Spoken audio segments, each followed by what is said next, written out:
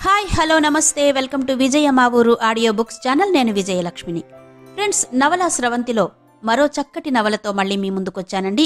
ఈరోజు మీకు వినిపించబోతున్న నవల డాక్టర్ సి ఆనందరామం గారి అనిత. ప్రియమైన అత్తయ్యకి, నేను రేపు బయలుదేరి మీ ఊరొస్తున్నాను. అక్కడి మా పొలం వ్యవహారాలు పరిష్కరించుకునే వరకు మీ ఇంట్లోనే ఉంటాను. నమస్కారాలు. నీ కోడలు అనిత. ఉత్తరం చదవడం పూర్తి చేసినా మతిపోయిన దానిలా కూర్చుండిపోయింది శారదమ్మ. ఏంటమ్మా అది? ఎవరి దగ్గర్నుండి? కుతూహలంగా అడిగాడు రాజారావు. ఉలిక్కి పడింది శారదమ్మ. అనిత రాసింది, ఇక్కడికి వస్తోందట. ఈ మాటలు వినగానే శారదమ్మ కంటే ఎక్కువగా ఉలిక్కిపడ్డాడు రాజారావు. అతని కనుబొమ్మలు ముడిపడ్డాయి. అనిత రాసిందా? ఇక్కడికి వస్తోందా? ఎందుకు? పొలం వ్యవహారాలు పరిష్కరించుకోడానికట. దానికి ఆవిడెందుకు రావడం? మామయ్య రావచ్చుగా. శారదమ్మ సమాధానం చెప్పలేదు. బేలగా చూసి ఊరుకుంది. మగవాళ్లు చేసుకోవలసిన పనులకి తను తయారవడం దేనికి? అంతేలే, ఎవరి సంతానం మరి? వెటకారంగా అన్నాడు రాజారావు. అప్పటికీ శారదమ్మ మాట్లాడలేదు. మా ఇంట్లో దిగడానికి వీల్లేదని ఖండితంగా రాసేయ్. ఒంటరిగా పొలం వ్యవహారాలు పరిష్కరించుకోవడానికి రాగలిగిన వ్యక్తి ఒంటరిగా నివసించలేకపోలేదు. ఖచ్చితంగా అన్నాడు రాజారావు. శారదమ్మ ముఖం పాలిపోయింది. కొన్ని క్షణాలు మాట్లాడకుండా మానుకుని ఎలాగో గొంతు పిగుల్చుకుని, పోనీ రానియ్యరాదురా, కొన్నాళ్లు మనింట్లో ఉంటుంది. నీ స్నేహితులు ఎంతమంది, ఎన్ని రకాల వాళ్లు మనింటికి రావడం లేదు.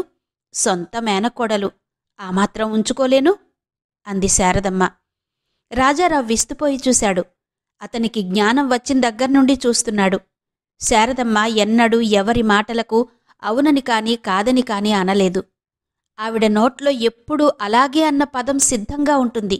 ఎవరేం చెప్పినా వెంటనే అలాగే అనేస్తుంది. భర్త బతికి ఉన్నన్ని రోజులు అలాగే అంది. కొడుకు ప్రాజ్ఞుడయి యాజమాన్యం స్వీకరించాక అలాగే అంటోంది. తల్లి ఈ బేలతనం చూసి రాజారావు అనేకసార్లు జాలిపడినా అప్పుడప్పుడు చికాకు పడకపోలేదు. ముఖ్యంగా తండ్రి చేసిన అప్పుల జాబితాలు తలుచుకున్నప్పుడల్లా ఈ చికాకు ద్విగుణీకృతమవుతూ ఉంటుంది. తన తల్లి మరీ ఇంత అమాయకంగా అన్నిటికీ అలాగే అనకుండా ఉంటే తన తండ్రి ఇంత వ్యసనలోలుడయి ఇన్ని అప్పులు చేసేవాడు కాదేమో.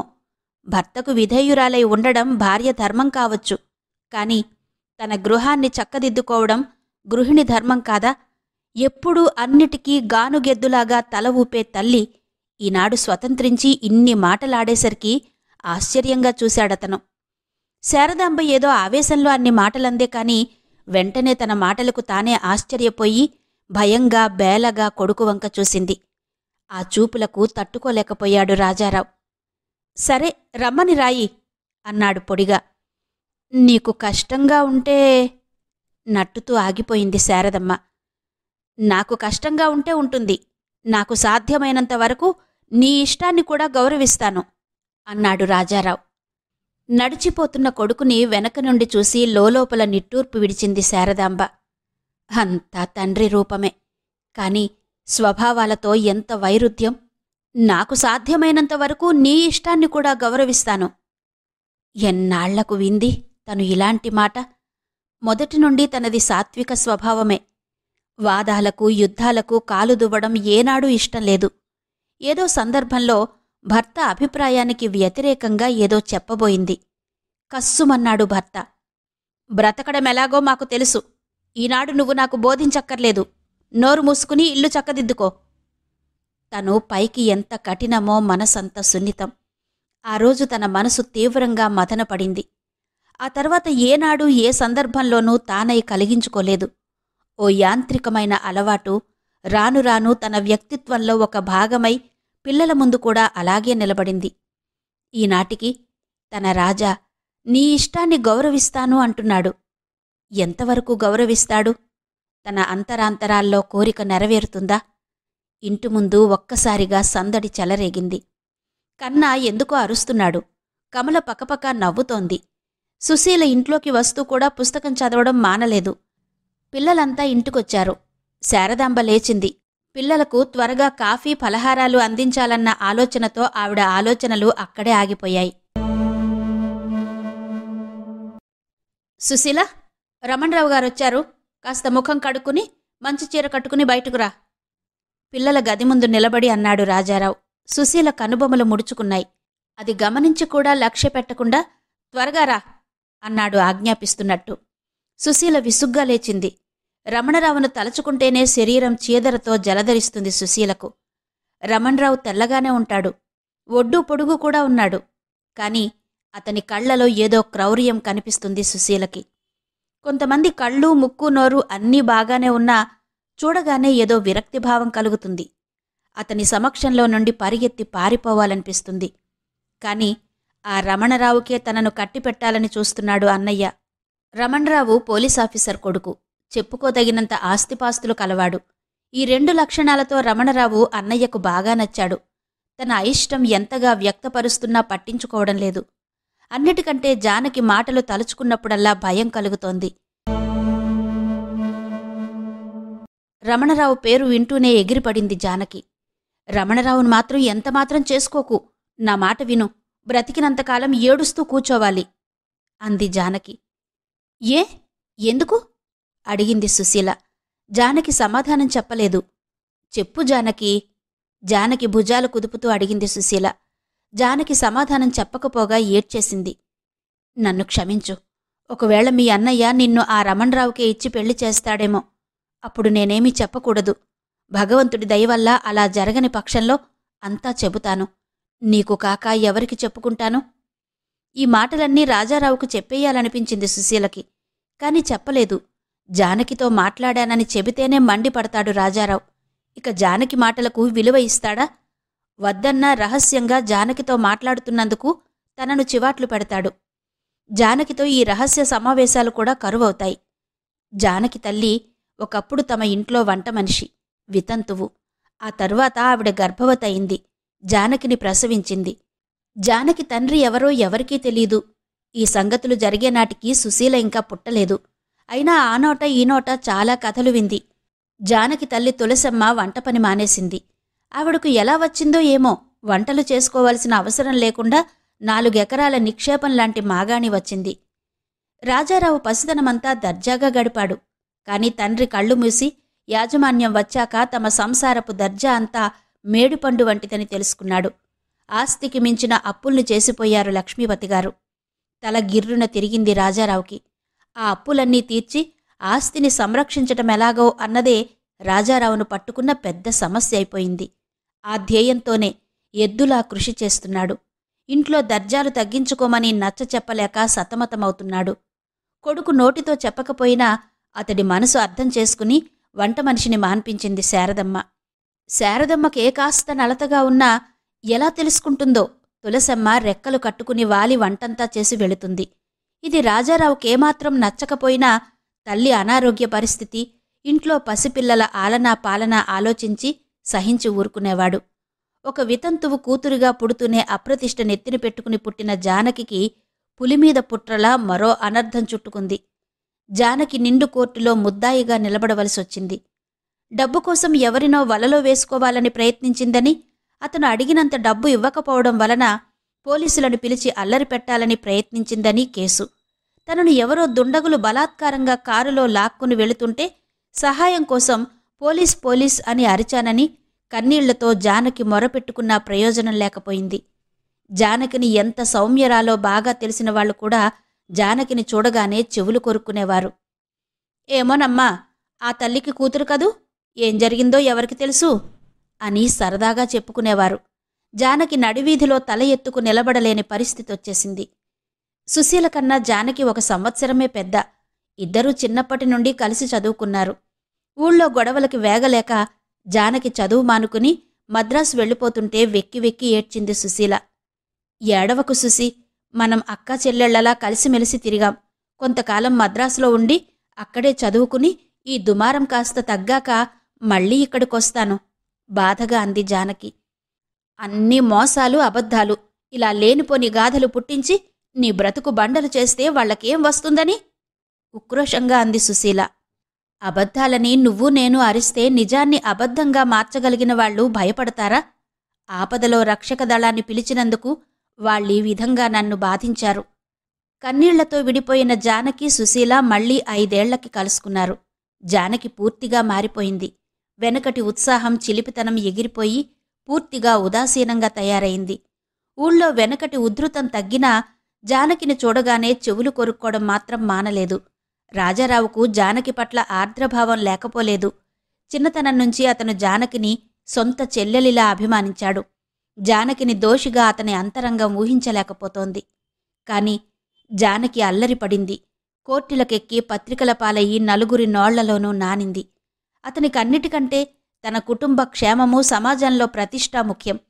ఆ కారణం చేతనే జానకితో మాట్లాడడానికి వీల్లేదని సుశీలను కఠినంగా శాసించాడు. పాపం, జానకి రమణరావును గురించి చెప్పిన మాటలు సుశీల రాజారావుకు ఎలా చెప్పగలదు? నల్లని చీర కట్టుకుని, తాటికాయంత బొట్టు పెట్టుకుని, విసుగు నడుచుకునే ప్రయత్నంలో చికాకు ఎక్కువ కాగా హాల్లోకొచ్చింది సుశీల. హలో సుశీలాదేవి! ఎంతో సభ్యతతో పలకరించాడు రమణరావు. అదేం పాపమో, రమణరావు ఏది చేసినా ఏం మాట్లాడినా కృతకంగానే అనిపిస్తుంది సుశీలకి. హలో అంది పొడిగా. నేనిప్పుడే వస్తాను. కావాలనే సుశీల, రమణరావులను వదిలి వెళ్ళిపోయాడు రాజారావు. సుశీల మనసులో గుర్రుమంది. రాజారావు ఉద్దేశం అర్థం చేసుకున్న రమణరావు సుశీల వైపు తిరిగి చిరునవ్వు నవ్వాడు. సుశీల తిరిగి నవ్వలేదు, ముఖం తిప్పుకుంది. అన్న దగ్గర లేడు కనుక తన తిరస్కారాన్ని సాధ్యమైనన్ని విధాల ప్రకటించడానికే సిద్ధపడింది సుశీల. సుశీలలో ఈ సంచలనం రమణరావు అర్థం చేసుకోకపోలేదు. కాని సుశీల సౌందర్యం అతడికి పిచ్చెక్కిస్తోంది. అదీకాక రాజారావు ఆస్తిని గురించే తప్ప అప్పుల గురించి తెలీదతనికి. రాజారావు లాంటి ఐశ్వర్యవంతుడి చెల్లిని, అందాల రాశిని, సుశీలని ఈ తిరస్కారాలకి భయపడి వదులుకోదలుచుకోలేదు రమణారావు. మీరి నల్లచీరలో చాలా అందంగా ఉన్నారు. నాకు నలుపంటే ఇష్టం అన్నాడు. ఒళ్ళు మండింది సుశీలకు. నాకు నలుపంటే అసహ్యం. నాకిష్టం లేని వ్యక్తుల దగ్గరకు విధిగా వెళ్లాల్సొస్తే ఈ నల్లచీర కట్టుకుంటాను అంది సుశీల. తల తిరిగింది రమణరావుకు. ఎంతైనా సుశీల తన అయిష్టాన్ని ఇంత స్పష్టంగా ప్రకటిస్తుందని అతననుకోలేదు. పాలిపోయిన రమణరావు అంతకు ఇంతకు నిరుత్సాహపడే రకం కాదు. సుశీల కోపాన్నంతటినీ సరసం కింద మారుస్తూ, ఆడవారి మాటలకు అర్థాలు వేరులే అన్నాడు చిలిపి నవ్వుతో. నిర్ఘాంతపోయింది సుశీల. అతని మీద చేదరింపు మరింత ఎక్కువయింది. అతని ముఖం చూడడం ఇష్టం లేక చేతికందిన విశ్వనాథవారి చెలియల కట్ట చదువుతూ కూర్చుంది. ఏంటి చదువుతున్నారు? చెలియలి కట్ట. ఏం వస్తుంది ఆ పుస్తకాలు చదివితే? కూడు పెడతాయా, గుడ్డ పెడతాయా అన్నాడు రమణరావు. కూడు గుడ్డ తప్ప జీవితంలో ఇంకేమీ లేవా? ఎందుకు లేవు? గుర్రపు పందాలున్నాయి. ఎంత సరదాగా ఉంటుంది. వస్తే లక్షలొస్తాయి. లేకపోతే చిప్ప చేతికొస్తుంది టకీమని అంది సుశీల. వస్తే వస్తుంది. జీవితంలో కష్టపడి సంపాదించి ఏనాటికి ఐశ్వర్యవంతులం కాగలం? అదృష్టం కలిసొస్తే ఇలాగే రావాలి అన్నాడు రమణరావు. మీరు ఒక్కటి మర్చిపోతున్నారు. అదృష్టం అనేది మనను వెతుక్కుంటూ వచ్చేది. మనం వెతుక్కుంటే దొరికేది కాదు. అదృష్టం సంగతేమో కాని ఐశ్వర్యం మాత్రం మనం సాధించి పొందవలసిందే. ఆ మాటల్లో ఆసక్తి లేని సుశీల తిరిగి పుస్తకంలో తలదాచుకుంది. నేను చదువుతాను పుస్తకాలు, కాని ఇలాంటి చెత్త పుస్తకాలు చదవను. మంచి మంచి పుస్తకాలు చదువుతాను అన్నాడు రమణరావు. పుస్తకాల్లో ఆసక్తిగల సుశీల చటుక్కున తలెత్తి, ఏం పుస్తకాలు అంది. ఖాతా పుస్తకాలు, పద్దు పుస్తకాలు, లాటరీ పజిల్స్, చెక్ పుస్తకాలు అన్నాడు రమణరావు. పకపక నవ్వింది సుశీల. అప్పుడే లోపలికొచ్చిన రాజారావు సుశీల నవ్వు చూసి, ఏంటి నవ్వుతున్నావు అన్నాడు. మీ స్నేహితుడు అత్యంత ఉత్తమ సాహిత్యమంటే ఏంటో చెబుతున్నారు. వింటే నవ్వాగలేదు. ఏంటి? ఖాతా పుస్తకాలు. రాజారావు పెదవులపైన కూడా చిరునవ్వు విరిసింది. సుశీల గడియారం చూసుకుని విముక్తి పొందిన దానిలా లేచి, అన్నయ్య, నేను సంగీతం క్లాస్కెళ్ళాలి, టైం అయిపోతోంది అంది. వెళ్ళిరా అన్నాడు రాజారావు. ఎందుకండీ? ఆడపిల్లలకు సంగీతం కూడు పెడుతుందా, గుడ్డ పెడుతుందా?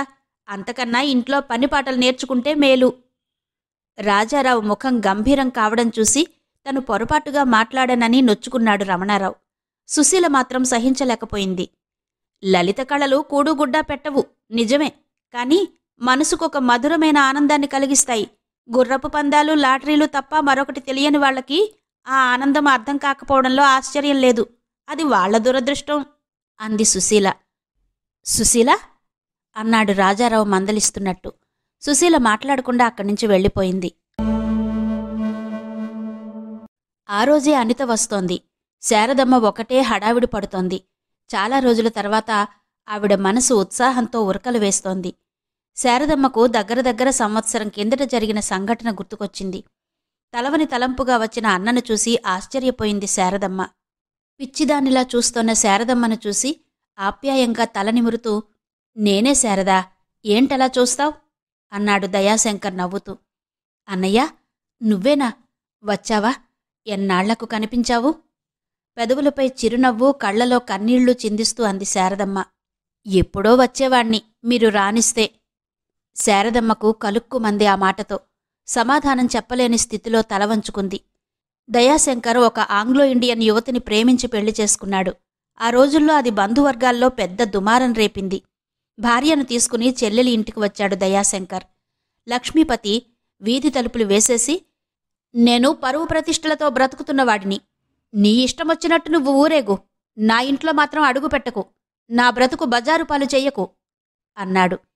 తనదైన వ్యక్తిత్వం ఏనాడో చంపుకున్న శారదమ్మ బొమ్మలా నిలబడిపోయింది. తన భార్యతో వీధిలోనుంచే తిరిగి వెళ్లిపోయిన దయాశంకర్ 20 ఏళ్ల తర్వాత తిరిగి ఆ ఇంటికొచ్చాడు. వదినని తీసుకొచ్చావా? అడిగింది శారదమ్మ. మీ వదిన నీకసలు తెలియదు కనుక ఈ ప్రశ్న అడిగావు. ఆవిడికెంత ఆత్మాభిమానమో తెలుసా? ఆ కంఠంలో ప్రాణం ఉండగా తనను అవమానించిన ఇంట్లో అడుగు పెడుతుందా? ఆవిడను పైలోకానికి సాగనంపాకే ఇక్కడికొచ్చాను అన్నాడు దయాశంకర్. ఈ మాటలంటున్నప్పుడు అతని కంఠం సన్నగా వణికినా పెదవులు మాత్రం నవ్వుతూనే ఉన్నాయి. శారదమ్మ ఈ మాటలు విని నిజంగానే నొచ్చుకుంది. తన అన్నగారి జుట్టు అంతగా నెరిసిపోవడానికి, ముఖం బాగా ముడతలు పడడానికి వృద్ధాప్యం కారణం కాదని అప్పుడు అర్థమైందామెకు. అయ్యయ్యో అన్నయ్య, పాపం నీకు అనబోతుండగానే దయాశంకర్ చెయ్యెత్తి చెల్లెల్ని వారించాడు. శారదా, ఆగాగు.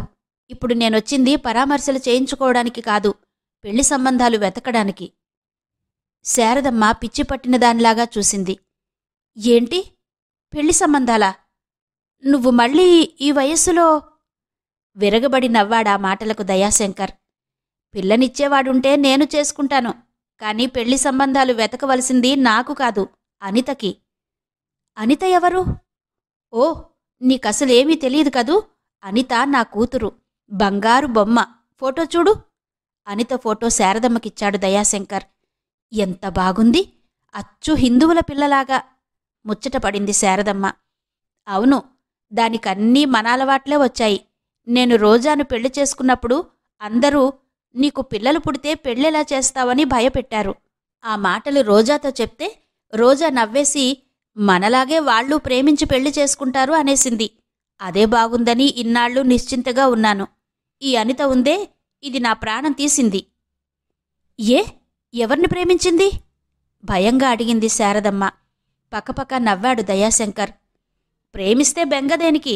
సుఖంగా అది కోరిన వాడికిచ్చి పెళ్లి చేసేవాడిని. అది ఎవరిని ప్రేమించలేదు. నీ ఇష్టం నాన్న, నువ్వెవరిని చేసుకోమంటే వాళ్లను చేసుకుంటాను అంది. ఎంత మంచి పిల్ల! మురిసిపోయింది శారదమ్మ. మంచిదా? రణగొండి రాలుగాయి. ఇప్పుడు నన్నేం చేయమంటావో చెప్పు. చచ్చినట్టు సంబంధాలు వెతుకుతున్నాను. ఈ ఊళ్ళో ఒక సంబంధం ఉందని విని వచ్చాను. పెళ్ళికొడుకు. దయాశంకర్ మాట పూర్తి కాకుండానే రాజారావు వచ్చాడు. ఇతనెవరు? ఆశ్చర్యంగా అడిగాడు దయాశంకర్. మా పెద్దబ్బాయి రాజారావు. లా పాసయ్యి ఈ ఊళ్ళోనే లాయర్గా ప్రాక్టీస్ చేస్తున్నాడు. ఇటు పొలం పనులు కూడా వాడే చూసుకుంటున్నాడు. వీడి తర్వాతది సుశీల, బిఎస్సి చదువుతోంది. దీనికి పెళ్లి చెయ్యాలనుకుంటున్నాం. సంబంధం ఇంచుమించు కుదిరినట్టే. ఆ తరువాతది కమల, 4th ఫారం చదువుతోంది. ఆఖరివాడు కన్నా, 2nd ఫారంలో ఉన్నాడు చెప్పింది శారదమ్మ. బాగుంది. రాజారావునే చూస్తూ ఆలోచిస్తూ అన్నాడు దయాశంకర్. రాజా, ఈయన మీ మామయ్య పరిచయం చేసింది శారదమ్మ. రాజారావు దయాశంకర్ని ఏనాడు చూడకపోయినా అతని గురించి విన్నాడు. నమస్కారం చేసి, అత్తయ్యగారిని కూడా తీసుకొచ్చారా అన్నాడు మామూలు మర్యాద సూచకంగా. ఆహా, పర్వాలేదోయ్, మాకంటే మీరే నయం. మీ నాన్న మమ్మల్ని వీధిలోనుంచే వెళ్లగొట్టాడు. నువ్వు ప్రేమగా అత్తయ్య గారిని కూడా తీసుకురమ్మంటున్నావు. ఈ మార్పు చూసే అదృష్టం ఆవిడికి లేదయ్యా, పైలోకానికి వెళ్ళిపోయింది చెప్పాడు Dayashankar. Oh, I'm sorry. That's all right. మీ ఆరోగ్యం బావుందా అడిగాడు రాజారావు. దివ్యంగా ఉంది శారద. ఒక దివ్యమైన ఆలోచన. మన రాజారావుకే అనితనిచ్చి పెళ్లి చేస్తే? రాజారావు శారదమ్మ ఇద్దరూ తెల్లబోయారా మాటలకి. ఇదిగోనయ్యా మా అనిత ఫోటో చూడు అంటూ ఫోటో ఇచ్చాడు దయాశంకర్. నిర్లక్ష్యంగా క్రింద పడేయాలనుకున్న రాజారావు ఆ ఫోటో మీద నుంచి కొన్ని క్షణాల వరకు చూపులు తిప్పుకోలేకపోయాడు. అప్రయత్నంగా దాన్ని జేబులో వేసుకున్నాడు. మేనల్లుడని నీకేం లోపం చెయ్యను. వాళ్లమ్మ తన డబ్బు 1,00,000 రూపాయలు అనిత పేర బ్యాంకులో వేసింది. అది అనిత కుటుంబం కోసం తప్ప మరే సందర్భంలోనూ వాడకూడదని గట్టి నియమం చేసింది. ఆలోచించుకుని సమాధానం చెప్పు అన్నాడు దయాశంకర్. శారదమ్మ కళ్ళు మెరిశాయి. ఆవిడకు అన్నగారంటే మొదటి నుంచి చాలా ఆపేక్ష. ఆ ఆంగ్లో ఇండియన్ వదినగారు పోయింది. అనితను తన కోడలిగా చేసుకుంటే 2 కుటుంబాలు కలుస్తాయి. తమ కుటుంబానికి ఒక అండ ఏర్పడుతుంది. కాని రాజారావు ముఖం మాత్రం గంభీరమైంది. క్షమించండి, మీ అమ్మాయిని నేను చేసుకోలేను అన్నాడు. తెల్లబోయాడు దయాశంకర్. అదేమిటయ్యా, అమ్మాయి నచ్చలేదా? ఫోటోలో కంటే చాలా బాగుంటుంది అన్నాడు దయాశంకర్. అంత అందమైన అమ్మాయిని ఎక్కడా చూడలేదు చెప్పాడు రాజారావు. మరి ఇంకా కట్నం కావాలా? కట్నానికి నేను ఆశపడడం లేదు. మరింకేంటి నీ అభ్యంతరం? కొంపదీసి నువ్వెవర్నైనా ప్రేమించావా? చిన్నతనంలోనే బాధ్యతలన్నీ నెత్తినబడి ప్రేమించడానికి తీరిక లేకపోయింది మావయ్య.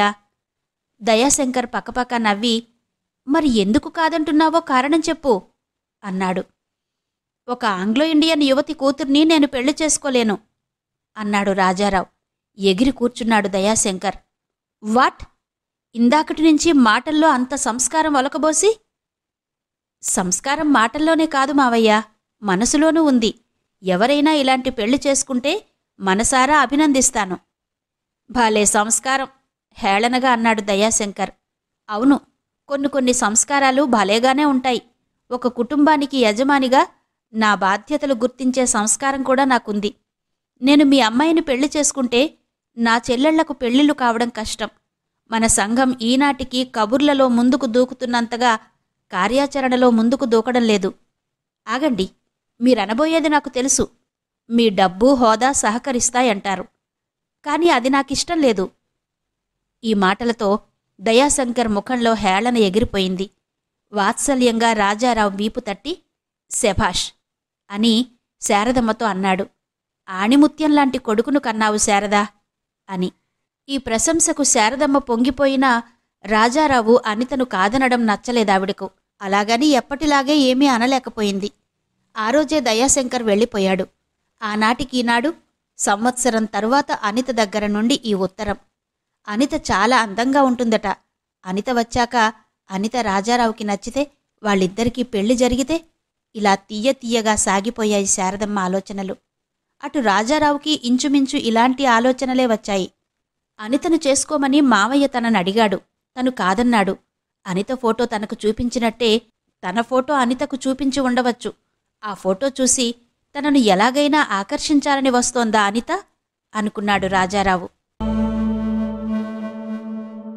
స్కూటర్ మీద స్టేషన్కు వెళ్లిన రాజారావు ఎంతో ఆతృతతో ప్రతి కంపార్ట్మెంటు గాలించాడు. తను ఫోటోలో చూసిన ఆ సుందరమూర్తి ఎక్కడా కనిపించలేదు. ఒక్క క్షణం నిరుత్సాహంతో డీలా అయిపోయాడు.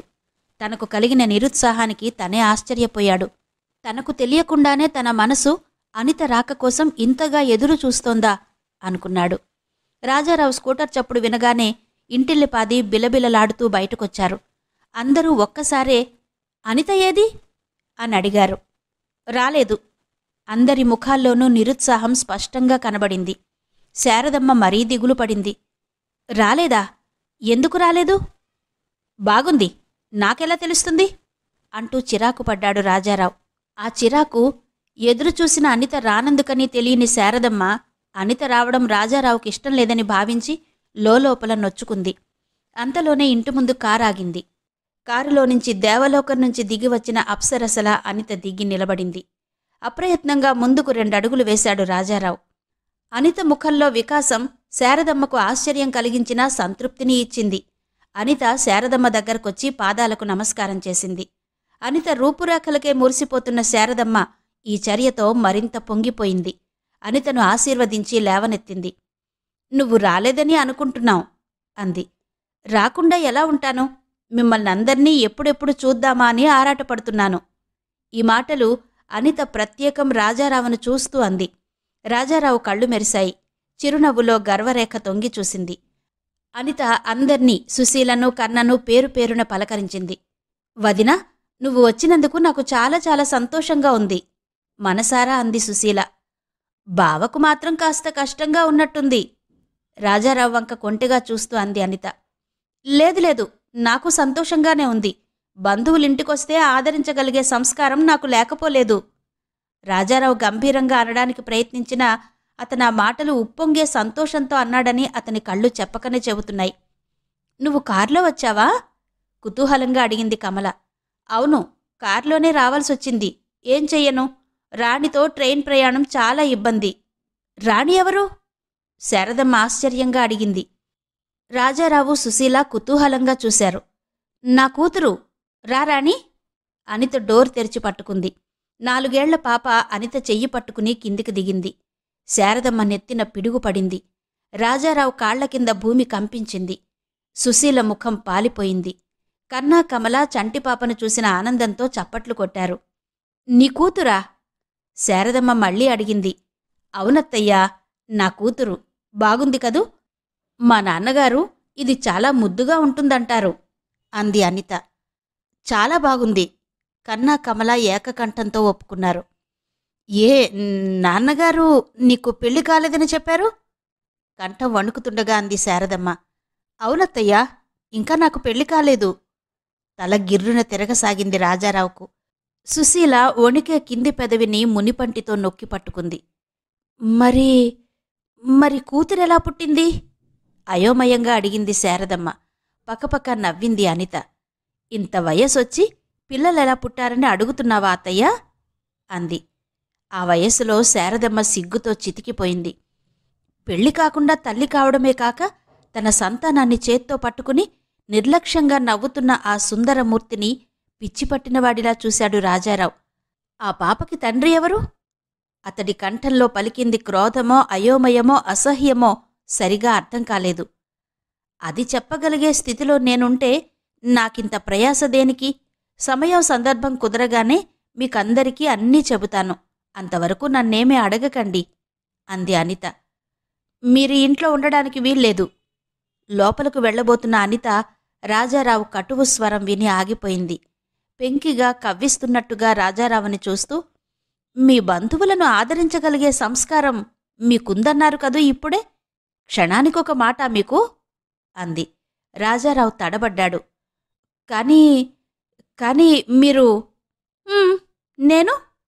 నడుమ్మీద చేతులాంచి విలాసంగా నవ్వుతూ నిర్లక్ష్యంగా చూస్తోన్న ఆ మధురమూర్తిని క్షణకాలం మైమరిచి చూస్తూ నిలబడిపోయాడు రాజారావు. పకపక నవ్వింది అనిత. రాజారావు ఉలిక్కిపడి లజ్జపడ్డాడు. "మీ పాపకు ఇక్కడ సరిగ్గా జరగదు. రాణికి ఆయా ఉంది. ఇంకాసేపట్లో వస్తుంది. ఇక్కడ దాని బంధువులున్నారట. అక్కడ దిగింది. రోజూ పొద్దున్నే వచ్చి సాయంకాలం వరకు చూసి నిద్రపుచ్చి వెళ్ళిపోతుంది. మీ కారుకిక్కడ షెడ్ లేదు. ఆ ఏర్పాట్లు కూడా చూసుకున్నాను. నా కారు కేశవరావు గారింట్లో ఉంటుంది. డ్రైవరు అక్కడే ఉంటాడు." "కేశవరావంటే రమణరావు తండ్రి?" "అవును." "ఆయన మీకు తెలుసా?" "ఇంతకుముందు తెలీదు. ఈ ఊరు రావాలని నిర్ణయించుకున్నాక తెలుసుకున్నాను." అనితను చూస్తున్న కొద్దీ విభ్రమం కలగసాగింది రాజారావుకి. "ఆఖరి ఆటంకం కూడా చెప్పండి. నేనుండడం వల్ల మీకు ఇబ్బంది. దానికి నా సమాధానం, నా ఖర్చు నేనే భరించుకుంటాను." ఈ మాటలు రాజారావు అహాన్ని గుచ్చాయి. "అక్కర్లేదు. మీ అంత ఐశ్వర్యవంతులం కాకపోయినా తిండికి లేనివాళ్లం కాము" అన్నాడతను. "అయితే నేనుండడానికి అభ్యంతరమేం లేనట్టేగా?" "ఉంది. అప్రతిష్ట." "నా వల్ల మీకేం అప్రతిష్ట? నేను మీ భార్యను కానుగా." విస్తుపోయి చూస్తోన్న రాజారావును దాటుకుంటూ చిరునవ్వుతో లోపలికెళ్ళిపోయింది అనిత. అనిత సాధించవలసిన పనులు చాలా ఉన్నాయి. అందులో ఏది ముందో ఏది వెనకో ఆలోచించుకుంటోంది. ముందుగా జానకిని కలుసుకుంది. జానకి ఆప్యాయంగా అనితను కౌగలించుకుని, బాగున్నావా? రాణి కూడా వచ్చిందా? అంది. ఆ, నాతో కూడా తీసుకొచ్చాను. ఎవ్వరూ ఏమీ అనలేదు? అనకుండా ఎందుకుంటారు? మరి ఎలా తట్టుకున్నావ్? అసలా ఇంట్లోకి ఎలా అడుగు పెట్టగలిగావ్? రాజారావు అన్నయ్య, మీ రాజారావు అన్నయ్య నన్ను సకల మర్యాదలతో ఆహ్వానించాడు. ఆయన తన బంధువులను ఆదరించి తీరుతాడట. తనలో తను చిలిపిగా నవ్వుకుంది అనిత. నమ్మలేకపోతున్నాను రాణి. సంగతి తెలిసాక నిన్ను ఇంట్లో ఉండనిచ్చాడా అన్నయ్య? నన్ను ఒకరు ఉండనిచ్చేదేంటి? ఆ ఇంటి కోడల్ని, గర్వంగా అంది అనిత. నీ మాట యథార్థం కావాలనిత. అప్పుడు నాకంటే ఎవరూ ఎక్కువగా సంతోషించరు. ముఖం సంతోషంతో వెలిగిపోతుండగా అంది జానకి. నా సంగతొదిలేయ్, నీ సంగతి ఆలోచించు. అందుకే వచ్చాను. నేనొక ప్రణాళిక ఆలోచించాను అంది అనిత. జానకి ముఖంలో వికాసం ఎగిరిపోయింది. మనిద్దరం క్లాస్మేట్స్ కావడం నా అదృష్టం అనిత. నీకు నా మీద గల ప్రేమకు ఎంతో పొంగిపోతున్నాను. కాని ఏ ప్రణాళికలు నా అదృష్టాన్ని మార్చలేవు. అదిగో ఆ ఏడుపు ముఖమే నాకిష్టం లేదు. భగవంతుడు మనకు జీవితాన్నిచ్చింది నవ్వుతూ త్రుళ్ళుతూ ఉండమని. అందరికీ ఆ అదృష్టం పట్టదు అనిత. ప్రయత్నం చెయ్యకుండా నిరాశపడితే ఎలా? ఏం చెయ్యమంటావ్? మా ఇంటికి, అదే మా మేనత్తగారింటికి రమణరావు ఎప్పుడు వస్తాడో తెలుసుకుని నీకు చెబుతాను. అప్పుడు నువ్వు సరిగ్గా అక్కడకు రావాలి. రాలేను. అలా చేస్తే సుశీలకి రాజారావు అన్నయ్యకి కష్టం కలుగుతుంది. సుశీలకి కష్టం కలగకుండా నేను వివరిస్తాను. రాజారావు బావకెందుకు కష్టం కలుగుతుంది? జానకి మాట్లాడకుండా పెదవి పంటితో కొరుక్కుంటూ కన్నీళ్లాపుకుంటూ కూర్చుంది. అనిత అసహనంగా, బావకు విషయం తెలుసా? అంది. తెలిసే ఉంటుంది. తెలిసే నిన్ను అసహ్యించుకుంటున్నాడా? సంఘంలో పరువు ప్రతిష్టలు ముఖ్యం కదా మరి. నేను అల్లరిపాలైన దానిని. అలా మాట్లాడకు. నాకు చాలా అసహ్యంగా ఉంది. నువ్వు నిరపరాధివని తెలిసే సంఘంలో ప్రతిష్ట కోసం చెల్లెలిలా అభిమానించే నిన్ను దూరంగా ఉంచాలనుకుంటున్నాడా రాజారావు? అతన్ని మార్చాలని ప్రయత్నించావా నువ్వు? లేదు. అన్నయ్య మనసు కష్టపెట్టలేను. కష్టపెడుతున్నానేమోననే భ్రమతో నిన్ను సరిగా అర్థం చేసుకునే అవకాశం బావకివ్వడం లేదు నువ్వు. కష్టపెట్టుకుంటే పెట్టుకొని కొన్ని విషయాలు అతనికి తెలిసి రావాలి అంది అనిత. జానకి గాభరా పడింది. వద్దొద్దు. వింటున్న తులసమ్మ కలగచేసుకుంది. ఒకసారి తనను తను రక్షించుకోవాలని ప్రయత్నించి ఇంత ఊబిలోకి దిగింది. ఇంకా ఎందుకమ్మా ఈ ప్రయత్నాలు? మరే రంగులు పులుముతారో. పోనీలే, అన్యాయాలు అపనిందలు సహించడం మాకలవాటైపోయింది అందావిడ. సహిస్తున్న కొద్దీ అక్రమాలు ఎక్కువవుతాయి గాని తగ్గవు. ఇంకా 20 కూడా నిండని జానకి జీవితం ఇలా నాశనం కావాల్సిందేనా? ఏం జానకి, నువ్వు నా మాట వింటావా లేదా? నేను వెళ్ళిపోనా? వింటాను. కాని నా కారణంగా సుశీలకు రాజారావన్నయ్యకు ఏ ఇబ్బంది రానియ్యకూడదు అంది జానకి. అలాగే, కాని బావకు నీ స్థితి అర్థమయ్యేలా నువ్వు వివరించి చెప్పు. మరీ అంత మూర్ఖుడు కానే కాడు.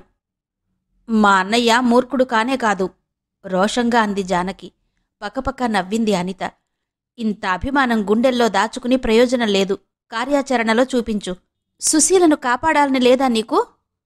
చివరి మాటతో జానకి ఆలోచనలో పడింది. సరే, నువ్వెలా చెబితే అలా వింటాను. అనిత ఉత్సాహంతో తులసమ్మ దగ్గర సెలవు తీసుకుని లేచింది. స్కూటర్ మీద ఇంటికి వెళుతున్నాడు రాజారావు. బావా అని పిలిచింది. రాజారావు ఆగిపోయాడు. ఎక్కడ్నించొస్తున్నావ్? జానకి దగ్గర్నుంచి. జానకి నీకు తెలుసా? తెలుసు. మేమిద్దరం మద్రాసులో బీఎస్సీ చదువుకున్నాం. మీరు మద్రాసులో స్నేహితులైతే అయ్యారు గాని ఇక్కడ మాత్రం నువ్వా ఇంటికి రాకపోకలు చేయడానికి వీల్లేదు అన్నాడు రాజారావు. ఎందుకు బావా? అమాయకంగా అడిగింది. నీకు తెలిసే ఉండాలిగా. నాకు తెలిసినంతవరకు జానకి దగ్గరికెళ్లడం ఏ విధంగానూ లజ్జపడవలసిన కార్యం కాదే. ఇది మద్రాస్ కాదు. ఇక్కడ నీకు తెలియని సంగతులు చాలా ఉన్నాయి. నేను నొక్కి చెబుతున్నాను. నా కుటుంబంలో వ్యక్తులెవరూ నా మాట కాదనడానికి వీల్లేదు. హమ్మయ్యా, బ్రతికిపోయానైతే. నేను బంధువుని మాత్రమే, కుటుంబంలోని వ్యక్తిని కాను కదా. భార్య, చెల్లెళ్ళు, తమ్ముళ్ళు, తల్లి, తండ్రి వీళ్లే కుటుంబంలోని వ్యక్తులు అంది అనిత. గుర్రుమన్నాడు రాజారావు. నువ్వు నా ఇంట్లో ఉంటున్నంతవరకు మా మర్యాద కాపాడాలి. తప్పక కాపాడుతాను. ఆ ప్రయత్నంలోనే రాణిని కూడా తీసుకొచ్చాను. రాజారావు ముఖం ఎర్రగా కందిపోయింది రోషంతో. నవ్వు నాపుకోవడానికి ప్రయత్నిస్తూ పైట చెంగు నోటికడ్డం పెట్టుకుంది అనిత. అది చూసిన రాజారావుకు మరింత మండింది. నీకసలు లజ్జ అంటే ఏంటో తెలుసా? తెలీదు. లజ్జపడవలసిన పనులు నేనెప్పుడూ చెయ్యలేదు. నీకు తెలుసా? చెప్పవా? అంది. నువ్వు నువ్వు కోపంతో పిడికిలి బిగించి మాట పూర్తి చేయలేకపోతున్నాడు రాజారావు. నీ మరదల్ని నమ్రతతో అందించింది అనిత. కాల్చేసేలా ఒక్కసారి అనితను చూసి తల విసురుగా తిప్పుకుని స్కూటర్ స్టార్ట్ చేశాడు రాజారావు. అబ్బా అని కింద కూలబడింది అనిత. రాజారావు స్కూటర్ దిగి గాభరాగా ఏం జరిగింది అన్నాడు. క్రింద పడిపోయాను. కాలు నరం పట్టేసింది. అడుగు తీసి అడుగు వెయ్యలేకపోతున్నాను. ఏది చూడని. కాలుమీద చెయ్యి వెయ్యబోయాడు రాజారావు. అబ్బా అని కెవ్వున కేక వేసింది అనిత. బాధతో విలవిలలాడుతున్న అనిత ముఖం చూస్తుంటే జాలితో నిండిపోయింది రాజారావు మనసు. జాగ్రత్తగా స్కూటర్ మీద కూర్చోగలవా? ఇంటికెళ్ళి డాక్టర్ని పిలిపిస్తాను. ఎందుకు బావా నీకనవసరపు శ్రమ? ఇందులో శ్రమేముంది? లేముందు. వద్దులే, నువ్వెళ్ళు. నా పాట్లు నేను పడతాను. లేవలేకుండా ఉన్నాను. జాలిగా రాజారావును చూస్తూ అంది అనిత. రాజారావు అనితను లేవదీసి స్కూటర్ మీద కూర్చోబెట్టాడు. ఓపిక లేనిదానిలా రాజారావు మీద ఒరిగి కూర్చుంది అనిత. స్కూటర్ మీద ఇంటికొచ్చిన అనిత రాజారావులను చూసి శారదమ్మ, సుశీల ఆశ్చర్యపోయారు. ఆ ఆశ్చర్యాన్ని గమనించిన రాజారావు సిగ్గుపడుతూ సంజాయిషి ఇచ్చుకుంటున్నట్టుగా, అనితకు పెద్ద దెబ్బ తగిలిందమ్మా, నడవలేకపోతోంది, అందుకే అని ఏదో చెప్పబోతుండగానే అనిత చెంగున గెంతి, అన్ని వట్టిది అత్తయ్యా, కొద్దిగా కాలు జారింది అంతే. నేను వద్దు మొర్రో అంటున్నా బావే నన్ను లేవదీసి స్కూటర్ మీద కూర్చోబెట్టుకుని తీసుకొచ్చాడు. పాపం నన్ను తన స్కూటర్ మీద తీసుకురావాలని సరదా పడ్డాడు కాబోలు అంది. రాజారావు విస్తుపోయి చూశాడు. నువ్వు ఎంతకైనా తగినదానివి అన్నాడు కసిగా. అయ్యో బావా, పాపం నీకు నన్ను గురించేమీ తెలీదు కదా అంది అనిత. రాజారావు మీద జాలి ప్రకటించింది కొంటె నవ్వుతో అనిత. రాణితో సహా అనిత దిగగానే ఒక్కసారిగా శారదమ్మ ఆశలన్నీ నేలమట్టమైపోయాయి. ఎవరినైనా అభిమానించడమే గాని ద్వేషించడం తెలియని సత్యకాలపు మనిషి ఆవిడ. పెళ్లి కాకుండానే కూతుర్ని కని నిర్లక్ష్యంగా నిలబడిన అనితను చూసి కంగారు పడిందేగాని ద్వేషించలేకపోయింది. రాజారావు అనితను వీధిలో నుంచే వెళ్లగొడతాడని భయపడింది. విచిత్రంగా అనిత తమ ఇంట్లో స్థానం సంపాదించడంతో మరింత విస్తుపోయింది. బామ్మా అంటూ దగ్గరకొచ్చిన పసిపాపను చేదరించుకోగలిగే కాఠిన్యం శారదమ్మలో లేకపోయింది. క్షణాలలో రాణి శారదమ్మ దగ్గర చనువైపోయింది. అనిత రాణి కోసం కుదిర్చిన ఆయా లక్ష్మమ్మ ఇంటి పనులన్నీ చక్కబెడుతుంటే శారదమ్మ రాణితో కబుర్లు చెప్పుకుంటోంది. కన్నకు, కమలకు రాణి రావడం చాలా సంతోషంగా ఉంది. రాణి తనతో రకరకాల ఆట సామాన్లు తెచ్చుకుంది. ఆ ఆట సామాన్లు చూస్తూ కన్నకు, కమలకు ఒళ్ళు తెలియడం లేదు. ఒకసారి రాణి మావయ్య అంటూ రాజారావు చేతిలో బిస్కెట్ పెట్టబోయింది. ఛ, నన్ను మావయ్య అని పిలవకు అన్నాడు చికాగ్గా రాజారావు. మరి ఏమని పిలవను అమాయకంగా అడిగింది రాణి. అక్కడే ఉన్న అనిత కలిగించుకుని, నాన్న అని పిలు, పాపం అలా పిలిపించుకోవాలని ఆశగా ఉంది కాబోలు అంది.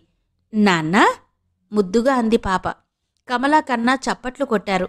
రాజారావుకు ఒళ్ళు తెలియని కోపం వచ్చింది. నేను నీ నాన్నని కాను. మరి ఎవరు మా నాన్న? మీ అమ్మనడుగు. అమ్మ నువ్వని చెప్పిందిగా. అనిత, ఏంటిది? ఏముంది అమాయకంగా అడిగింది అనిత. చచ, ఈ పాపనెక్కడి నుంచి తీసుకుపోండి. ఒక్క క్షణం శాంతి లేదు. అంత అశాంతి ఎందుకు బావా? నువ్వు ప్రేమించిన అమ్మాయి నిన్ను చేసుకోనందా? నోరు మూసుకో. ప్రేమించడం తప్ప నాకు వేరే పనిలేదు కాబోలు. నీకు తీరుబడిగా ఉన్న సమయం చూసుకుని కలుగుతుందేంటి ప్రేమ? అందరూ నీలా ఎవరు కనిపిస్తే వాళ్లను ప్రేమించరు. ఓహో, నువ్వు కనపడకముందు నుంచి ప్రేమిస్తున్నావన్నమాట. కలలో చూశావా? ఊహలో చిత్రించుకున్నావా? ఫోటో చూశావా? అనిత, మాటలు జాగ్రత్తగా రాని. అతి జాగ్రత్తగా నీ మనసులో నిజాల్ని తాకేలా మాట్లాడుతున్నాను. అందుకే నీకింత కోపం వస్తోంది కదూ బావా? నువ్వు నీ మరదల్ని రోషంతో పళ్ళు కొరుకుతూ తడుముకుంటున్న రాజారావుకు నమ్రతతో అందించింది అనిత. విసురుగా లేవబోయిన రాజారావు కాలికి తగిలి రాణి క్రిందపడి ఏడుపు మొదలుపెట్టింది. రాజారావు గాభరాగా రాణిని లేవనెత్తి ఎత్తుకుని బుజ్జగించి అతి కష్టం మీద ఓదార్చాడు. ఎంతోసేపటికి రాణి ఏడుపు మాని కళ్ళు తుడుచుకుంది. రాణిని దింపి, "ఓ సుశీలా, త్వరగా తయారవ్వు, ఇవాళ 3 గంటలకు రమణారావు గారు వస్తున్నారు" అని చెప్పి వెళ్ళిపోయాడు రాజారావు. రమణరావు పేరు వింటూనే అనిత కళ్ళు మండాయి. సుశీల కళ్ళు చేదరించుకున్నాయి. "వదినా, నీకున్న ధైర్యంలో 10వ వంతు నాకుంటే ఎంత బాగుండును, ఈ పీడ వదిలించుకునేదాన్ని." అనిత భుజం మీద చెయ్యి వేసి దిగాలుగా అంది సుశీల. అనిత ముఖం ఉత్సాహంతో వెలిగిపోయింది. తన భుజం మీది సుశీల చెయ్యి ఆప్యాయంగా నొక్కుతూ, "అంటే రమణరావు మీద నీకేమీ ప్రేమ లేదా?" అంది. "ప్రేమ పాడా, వాడంటే నాకు అసహ్యం." "మరి ఆ మాట మీ అన్నయ్యతో ఎందుకు చెప్పకూడదు?" "అమ్మో, అన్నయ్యంటే నాకు చాలా భయం." "అంత చండశాసనుడా మీ అన్నయ్య?" "నీకు తెలీదు వదినా, మా నాన్నగారు అప్పుల సముద్రంలో వదిలిన ఈ కుటుంబాన్ని గట్టుకు తేవడానికి, మమ్మల్నందర్నీ వృద్ధిలోకి తేవడానికి అన్నయ్య ఎంత పాటుపడుతున్నాడో నువ్వు ఊహించలేవు."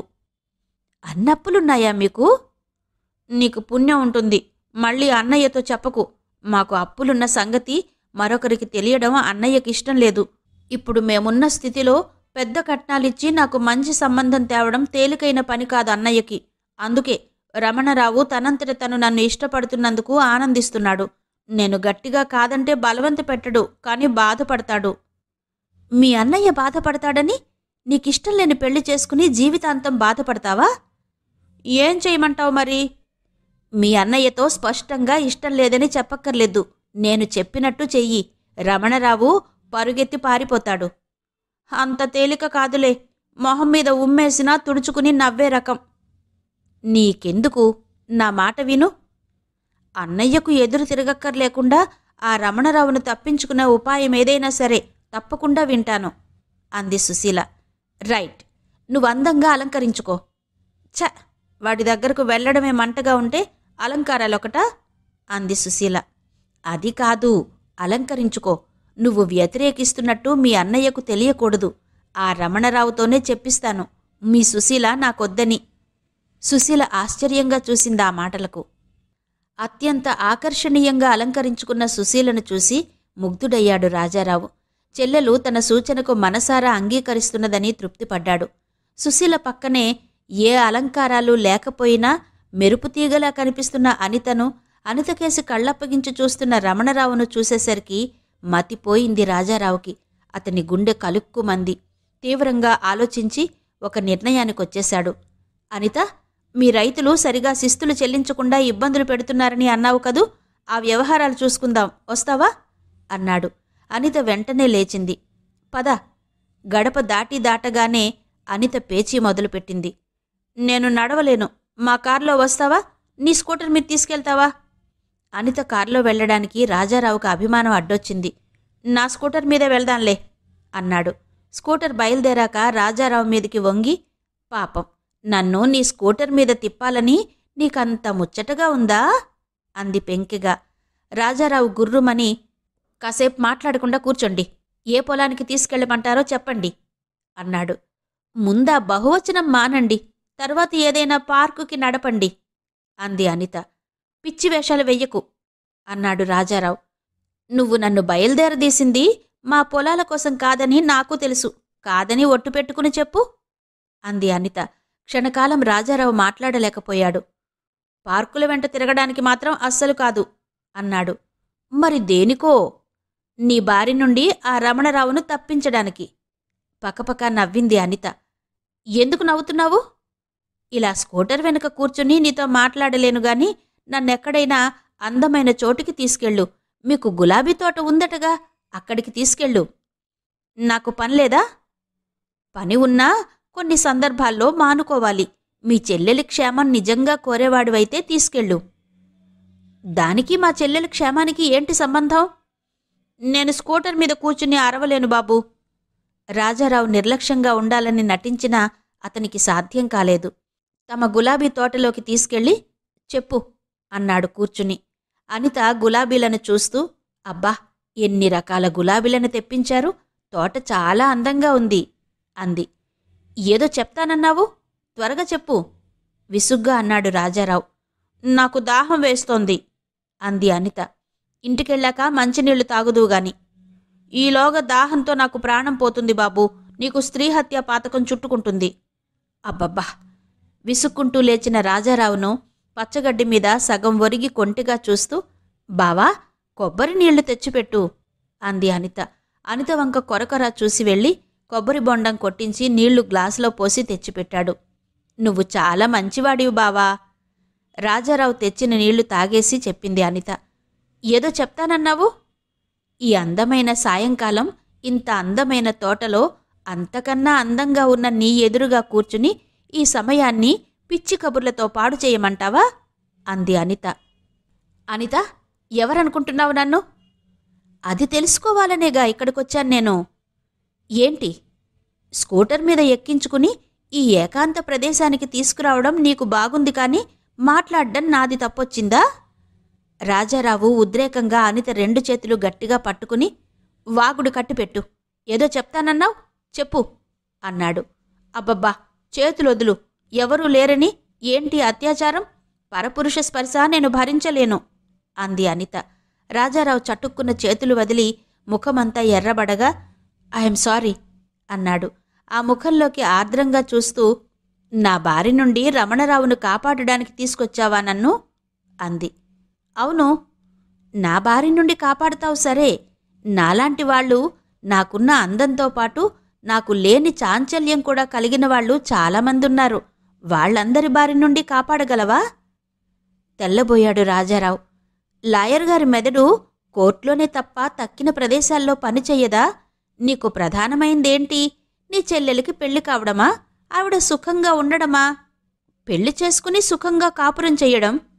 నిజంగా నీ ఉద్దేశం అదే అయితే రమణరావుకి సుశీలను ఇస్తాననవు అంది అనిత. ఏ, రమణరావుకేం తక్కువైంది? ఏం తక్కువో నీకు కూడా తెలుసునని నన్ను అతని ముందు నుంచి తప్పించి తీసుకురావడంలోనే అర్థమైంది. అది తెలుసుకుని కూడా సుశీలను అతడికే ఇద్దామనుకుంటున్నావా? నీ బరువు దించుకోవడమే నీకు ప్రధానమా? ఆ తర్వాత సుశీల కష్టసుఖాలు నీకక్కర్లేదా? రాజారావు లోలోపల మదనపడి అపరాధిలా అనిత వంక చూస్తూ, పెళ్ళయ్యాక ఇలాంటి చాపల్యాలు సర్దుకుపోవా అన్నాడు. సర్దుకోకపోతే? రాజారావు సమాధానం చెప్పలేకపోయాడు. వడలిపోయిన అతని ముఖంలోకి సంతృప్తిగా చూస్తూ, నిన్ను మరొకటి అడుగుతాను, చెప్పు అంది. అడుగు. నీకు సుశీల మీద మాత్రమేనా ప్రేమ? నీ చెల్లెళ్ళందరి మీద ఉందా? ఇంటి పెద్ద కొడుకుని. మా నాన్నగారు కుటుంబ బాధ్యతలన్నీ నా మీద వదిలి వెళ్లారు. నా చెల్లెళ్ళు, తమ్ముళ్ళు అందరి మీద నాకు ప్రేమ ఉంది. వాళ్లను వృద్ధిలోకి తీసుకురావడమే నా ఏకైక ధ్యేయం అన్నాడు. అనిత ఏదో మాట్లాడబోయిన దానిలా పెదవి కదిపి అంతలోనే తనను తాను నిగ్రహించుకుంటున్న దానిలా ఊరుకుంది. ఏంటి అడిగాడు రాజారావు. ఇప్పుడు చెప్పవలసిన విషయం కాదులే. సరే, పోదాం పద. అనిత రాజారావులు ఇంటికొచ్చేసరికి సుశీల హుషారుగా రేడియో వింటోంది. రమణరావు లేడు. రాజారావు ఆశ్చర్యంగా, రమణరావు గారేరి అన్నాడు. నువ్వు వెళ్ళిపోయిన 10 నిమిషాలకే వెళ్ళిపోయారు. అదే, నువ్వు ఏమైనా? రామరామా, ఉండమని ఎంతో ప్రాధేయపడ్డానన్నయ్యా. ఒంట్లో బాగుండలేదట, వెళ్ళిపోయారు. ఒంట్లో బావుండలేదా? రాజారావు త్వరగా రమణరావును చూడ్డానికి వెళ్ళిపోయాడు. సుశీల, అనిత ఒకరి చేతులొకరు పట్టుకుని విరగబడి నవ్వుకున్నారు. రమణరావు శరీరం నిండా స్వేదజలం కమ్ముకుంది. ముఖం పాలిపోయింది. పెదవులు వణుకుతున్నాయి. కళ్ళు చలిస్తున్నాయి. కొన్ని క్షణాల్లో కొన్ని సంవత్సరాలు జబ్బుపడ్డ మనిషిలా అయిపోయాడు. రమణరావు గారు, ఏంటి వంట్లో సుస్తి? ఆశ్చర్యంగా అడిగాడు రాజారావు. రమణరావు బెంబేలుగా రాజారావును చూస్తూ, సుస్తియా? ఒంట్లోనా? నాకా? లేదే, ఏం లేదు అన్నాడు. మరి సుశీల మీకు ఒంట్లో సుస్తి అని చెప్పిందే? మీరు అలాగే కనిపిస్తున్నారు. సుశీల చెప్పిందా? అలా కనిపిస్తున్నానా? అవును, సుస్తి, ఏదో సుస్తి చేసింది. ఎందుకలా కంగారు పడుతున్నారు? ఏం జరిగింది? మా ఇంటికి వెళ్దారండి. మీ ఇంటికా? వద్దొద్దు, రాను. అదేంటి, మా ఇంటికి రారా? రానంటే వస్తానంటే ఇప్పుడు రాను. ప్లీజ్ నన్ను క్షమించండి. మీరు వెళ్ళండి. ప్రస్తుతం నేనేం మాట్లాడలేను, తర్వాత మాట్లాడుకుందాం. రాజారావు ఆశ్చర్యంగా చూసి ఏదీ అర్థం కాక వచ్చేశాడు. రమణరావు గారికి ఎలా ఉందన్నయ్యా? ఎంతో ఆదుర్దాగా అడిగింది సుశీల. ఏమోనమ్మా, ఎందుకో గాబరాగా కనిపిస్తున్నాడు. అడిగితే చెప్పడం లేదు. ఇక్కడేమైనా జరిగిందా? చెప్పుకోదగిన సంఘటన ఏదీ జరగలేదే. జానకి వచ్చింది, అకస్మాత్తుగా లేచిపోయారు. జానకి వచ్చిందా? కోపంగా అడిగాడు రాజారావు. అవును, అమ్మకు గుండెలో నొప్పి వస్తే సేవ చేయడానికొచ్చింది. వంట చేసి అమ్మకు కాపడం పెట్టి ఇప్పుడే వెళ్ళింది. రాజారావు కోపం మంచులా కరిగిపోయింది. దౌర్భాగ్యురాలు అన్నాడు బాధగా నుదురు రాసుకుంటూ. అనిత ఉద్రేకంగా లేచింది. జానకి కాదు దౌర్భాగ్యురాలు. ఈనాటి మన సామాజిక వ్యవస్థ దౌర్భాగ్యపుది. దానికి ప్రతినిధులమైన మనం దౌర్భాగ్యులం అంది అనిత. మనం చేసే పాడుపనులకు సమాజమేం చేస్తుంది అన్నాడు రాజారావు. పాడుపనులు చేసింది ఎవరు? డబ్బు అధికారం ఉన్న పెద్ద మనుషులుగా చెలామణి అవుతున్న కొందరు. ఆ అక్రమాన్ని సహించి ఊరుకుంది సమాజం. అంటే మనం మధ్యన నలిగిపోయేది జానకిలాంటి అమాయకులు. జానకిది తప్పు లేదనే అనుకుందాం. ఒంటరిగా పార్కుకు వెళ్లవలసిన అవసరం ఏమొచ్చింది? బాగుందన్నయ్యా నీ వాదన. ఒంటరిగా పార్కుకు వెళ్లిన స్త్రీకి రక్షణ లేని సమాజం అన్నమాట మనది.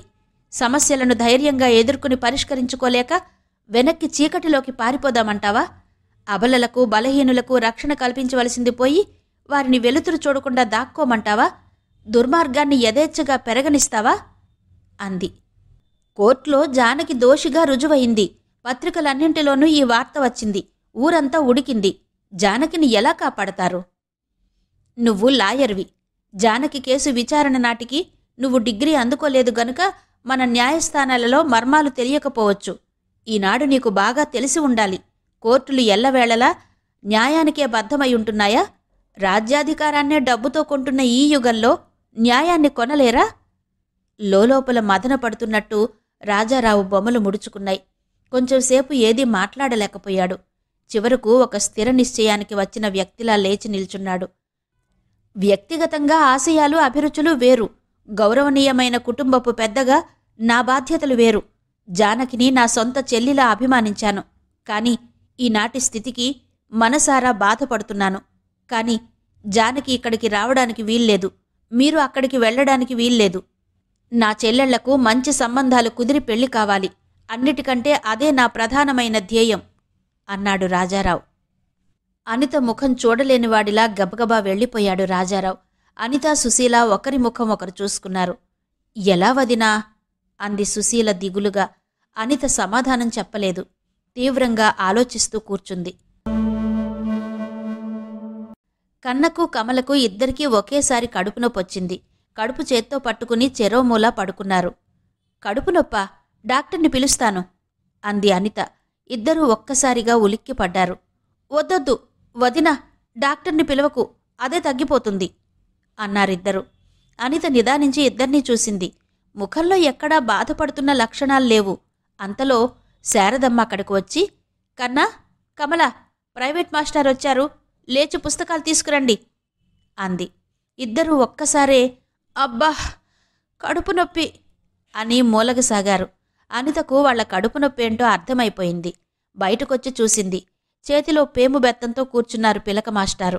ఆ పేము బెత్తానికి పిల్లల కడుపు నొప్పికి గల దగ్గర సంబంధాన్ని చిటికలో ఊహించుకుంది అనిత. పిల్లలకు కడుపు నొప్పట మాస్టారు, వాళ్ళు రారు, మీరు వెళ్ళిపోండి అంది అనిత. కడుపు నొప్పి గిడుపు నొప్పి అంతా ఒట్టిది. ఇలా పిలవండి, 2 వడ్డిస్తే అన్నీ చక్కబడతాయి అన్నాడా మాస్టర్. అనితకు చిరాకు కలిగింది. వాళ్ళు రారని చెప్తుంటే మీక్కాదు, వెళ్ళిపోండి అని కసిరి లోపలికి వెళ్ళిపోయింది. మాస్టారి గుండెల్లో రాయిపడింది. ఈ పిల్లలు ఏ రోజుకా రోజు ఇలాగే కడుపు నొప్పి అంటూ ఉంటారు. ఇలా ప్రతిరోజు వీళ్ళు ట్యూషన్ మానేస్తే తనకు ట్యూషన్ డబ్బులు రావు. ఈ ట్యూషన్ వల్ల ఏదో కాస్త గడుస్తోంది గాని కేవలం బళ్ళో ఇచ్చే జీతం ఏ మూలకి అనుకున్నాడు. తిన్నగా రాజారావు దగ్గరకు వెళ్ళాడు. పిల్లలు కడుపు నొప్పి అన్నారండి, మీ ఇంట్లో ఆవిడెవరో పిల్లల్ని ట్యూషన్కి పంపలేదు అని చెప్పాడు. రాజారావుకు వల్లమాలిన కోపం వచ్చింది. విసురుగా లోపలికొచ్చాడు. ఏది ఆ దొరసానిగారు? కుట్టుకుంటూ కూర్చున్న సుశీల బెదురుగా, ఎవరు వదినా అంది. ఛ, అలా పిలవకు. ఎక్కడుంది? పిల్లల్ని తీసుకుని పార్కులోకి వెళ్ళింది. కడుపున పన్నారట? ఏమో మరి. లోపల పళ్ళు నూరుకుంటూ తక్షణమే పార్కుకు వెళ్లాడు రాజారావు. కన్నను, కమలను, రాణిని ఉయ్యాల్లో కూర్చోబెట్టి ఊపుతోంది అనిత. తలంటి పోసుకున్న జుట్టు గాలికి ఎగురుతూ ముఖం మీద పడుతోంది. పైట చెంగు నడుం చుట్టూ దోపి తను ఒక చిన్న పిల్లలా నవ్వుతున్న అనిత సుందరమూర్తిని చూస్తూ కొన్ని క్షణాలు నిలబడిపోయాడు. అంతరంగంలో అపరాధ భారం దాచుకున్న వాళ్లకు అంత స్వచ్ఛంగా నవ్వడం సాధ్యపడుతుందా? అవివాహితగా మాతృమూర్తి అయ్యే దురదృష్టం పాలైన వ్యక్తులు ఇంత ఉల్లాసంగా ఉండగలరా? ఏంటి అనిత అనుకున్నాడు రాజారావు. తననే చూస్తున్న రాజారావు చూపులతో కలుసుకున్నాయి అనిత చూపులు. హుషారుగా రాజారావు దగ్గరకొచ్చి, ఏం బావా, నువ్వు చల్లగాలికొచ్చావా అంది. కాదు, చెంపదెబ్బ కొట్టాలనొచ్చాను. కొట్టు. తన చెక్కిలి అందించింది. పాలమీగడలా నున్నగా మెరిసిపోయే ఆ చెక్కిలి మీద నుంచి ప్రయత్నపూర్వకంగా చూపులు తిప్పుకున్నాడు రాజారావు. కన్నను, కమలను ట్యూషన్ మాన్పించి పార్కుకు తీసుకొచ్చావా? మా ఇంటి వ్యవహారాల్లో కలిగించుకునే అధికారం నీకెవరిచ్చారు? బొత్తిగా సిగ్గులేదు అన్నాడు. నీ ముందు సిగ్గుపడాలనే ఉంటుంది, కానీ పబ్లిక్ పార్కులో చిన్నపిల్లల ముందు. రాజారావు ముఖం ఎర్రబడింది. కోపంగా, కన్నా, కమలా అని గర్జించాడు. ఇద్దరూ వణికిపోతూ వచ్చి నిలబడ్డారు. వాళ్ల వెనకాతల రాణి కూడా వచ్చింది. ముందింటికి పదండి, తర్వాత మీ పని చెప్తాను. ఆ మాస్టారు మంచివాడు కాదు మావయ్య, కొడతారట. కన్నా, కమల గడగడా వణికిపోతుంటే చిరునవ్వుతో అంది రాణి. నేను నీకు మావయ్యను కాదు కసిరాడు రాజు. మరి ఎవరు నువ్వు? రాజారావు సమాధానం చెప్పకుండా నవ్వాపుకుంటున్న అనితను ఎర్రగా చూసి, పదండి అన్నాడు గర్జిస్తున్నట్టుగా. కమల క్రింద పడిపోయింది. అనిత చటుక్కున వచ్చి కమల తల తన వళ్ళో పెట్టుకుని ముఖం తుడవసాగింది. చూడు, భయంతో ఎలా అయిపోయిందో. పసిపిల్లల మీద నా ప్రతాపం? చిన్నపిల్లలు సహజంగా చాలా మంచివాళ్లు. వాళ్లని పాడు చేసేది పెద్దవాళ్లు. మంచి మాటలతో పసిపిల్లలు మన మాటలు ఏవైనా సరే వినేలాగా చేసుకోవచ్చు. తిట్టి కొట్టి నిష్కారణంగా వాళ్ల మనసు జబ్బు పడేలా చేస్తున్నాం. మనం మానసికంగా వాళ్లకి దూరమవుతున్నాం అంది చిరాకుగా రాజారావును చూస్తూ అంది అనిత. కమల భయపడి క్రింద పడిపోయే వరకు తను కమలనంతగా భయపెడుతున్నానని రాజారావుకు తెలియలేదు. తీరా కమల పడిపోయాక జాలితో పశ్చాత్తాపంతో అతని మనసు నిండిపోయింది. రాజారావు ముందు కొంగి, కమలా అని కమల చెయ్యి పట్టుకున్నాడు. చదువుకుంటానన్నయ్య, కొట్టకు అంది కమల వణికిపోతూ. నువ్వు నిజంగా కొడతావనుకుని భయపడిపోయింది. నువ్వెళ్ళు, వీళ్ళిద్దరినీ నేనింటికి తీసుకొస్తాను అంది అనిత. దెబ్బతిన్నట్టు చూశాడు రాజారావు. వీళ్ల క్షేమం కోరే, వీళ్లు చదువుకుని వృద్ధిలోకి రావాలని అంత కఠినంగా ఆజ్ఞాపించాను అన్నాడు రాజారావు. నాకు తెలుసు. చిన్న వయసులోనే శక్తికి మించిన బాధ్యతలను మోస్తూ తండ్రి నడి సముద్రంలో వదిలేసిన ఆ కుటుంబాన్ని ఒడ్డుకు చేర్చాలని ప్రయాసపడుతున్న ఆ యువకుణ్ణి ఆదరంగా చూస్తూ అంది అనిత. ఆ చూపులతో కొన్ని క్షణాలు రాజారావు చూపులు చిక్కుకుపోయాయి. అలసిపోయిన అతని శరీరానికి, మనసుకు ఆ చల్లని చూపులలో ఏదో చల్లని ఊరట లభించినట్టయింది. తమ అప్పుల సంగతి సమాజానికి తెలియకూడదని, అప్పుల బారి నుంచి ఆస్తిని రక్షించాలని రాజారావు పట్టుదల. ఆ పట్టుదల నెగ్గించుకోవడానికి వీల్లేని విషమ పరిస్థితి వచ్చిపడింది. లక్ష్మీపతిగారు ఇంటిని సహితం తాకట్టు పెట్టారు. ఆ సంగతి మొన్నటి వరకు రాజారావుకు తెలియలేదు. ఆ రోజే బాకీదారు వచ్చి తనకు పైకం చాలా అవసరమని, బాకీ జమ కట్టకపోతే ఇల్లు వేలం వేయవలసి వస్తుందని బెదిరించాడు. రాజారావు మస్తిష్కం పగిలిపోసాగింది. ఎంత ఆలోచించినా డబ్బు దొరికే ఉపాయం కనిపించలేదు. రాజారావు మంచి చిత్రకారుడు. లాయర్గా ప్రాక్టీస్ చేస్తున్నదే కాక మంచి బొమ్మలు గీసి అమ్మి డబ్బు సంపాదించడానికి ప్రయత్నిస్తున్నాడు. తన పేరు బయటకు రాకుండా రాజా అనే పేరుతో తన చిత్రాలు రహస్యంగా అమ్మిస్తున్నాడు. ఎంత సంపాదించినా ఏ మూలకి? పెద్ద కుటుంబం, బాగా బతికిన కుటుంబం గడవాలి, అప్పులు తీరాలి. ఇలాంటి ఆపద ముంచుకొస్తుందని ఊహించకపోవడం చేత ఏ కాస్త మిగిలినా ఎప్పటికప్పుడు తీర్చేస్తున్నాడు. ఎంతో కొంత ముట్ట చెబుతూ ఉండడం వలన, ఇస్తాడన్న నమ్మకం ఉండడం వల్ల అప్పులవాళ్లు కూడా ఒత్తిడి చేయడం లేదు. ఇప్పుడొక్కసారిగా 50,000 ఎక్కడ దొరుకుతాయి? ఎలా పుట్టించగలడు? అశాంతితో నిద్ర రాక స్టాండ్ దగ్గరికి నడిచి అప్రయత్నంగా బొమ్మ గీయడం మొదలుపెట్టాడు. తనకు తెలియకుండానే అందులో లీనమైపోయాడు. బొమ్మ పూర్తయ్యేసరికి రాత్రి 2 దాటింది. చేతిలో కుంచె అక్కడే పడేసి అలసటగా అక్కడే చాపమీద పడుకున్నాడు. కళ్ళు భగ్గున మండుతున్నాయి, కాని నిద్ర రాలేదు. అడుగుల చప్పుడు వినిపించి ఆశ్చర్యంగా చూశాడు. అనిత వస్తోంది. చటుక్కున కళ్ళు మూసుకున్నాడు.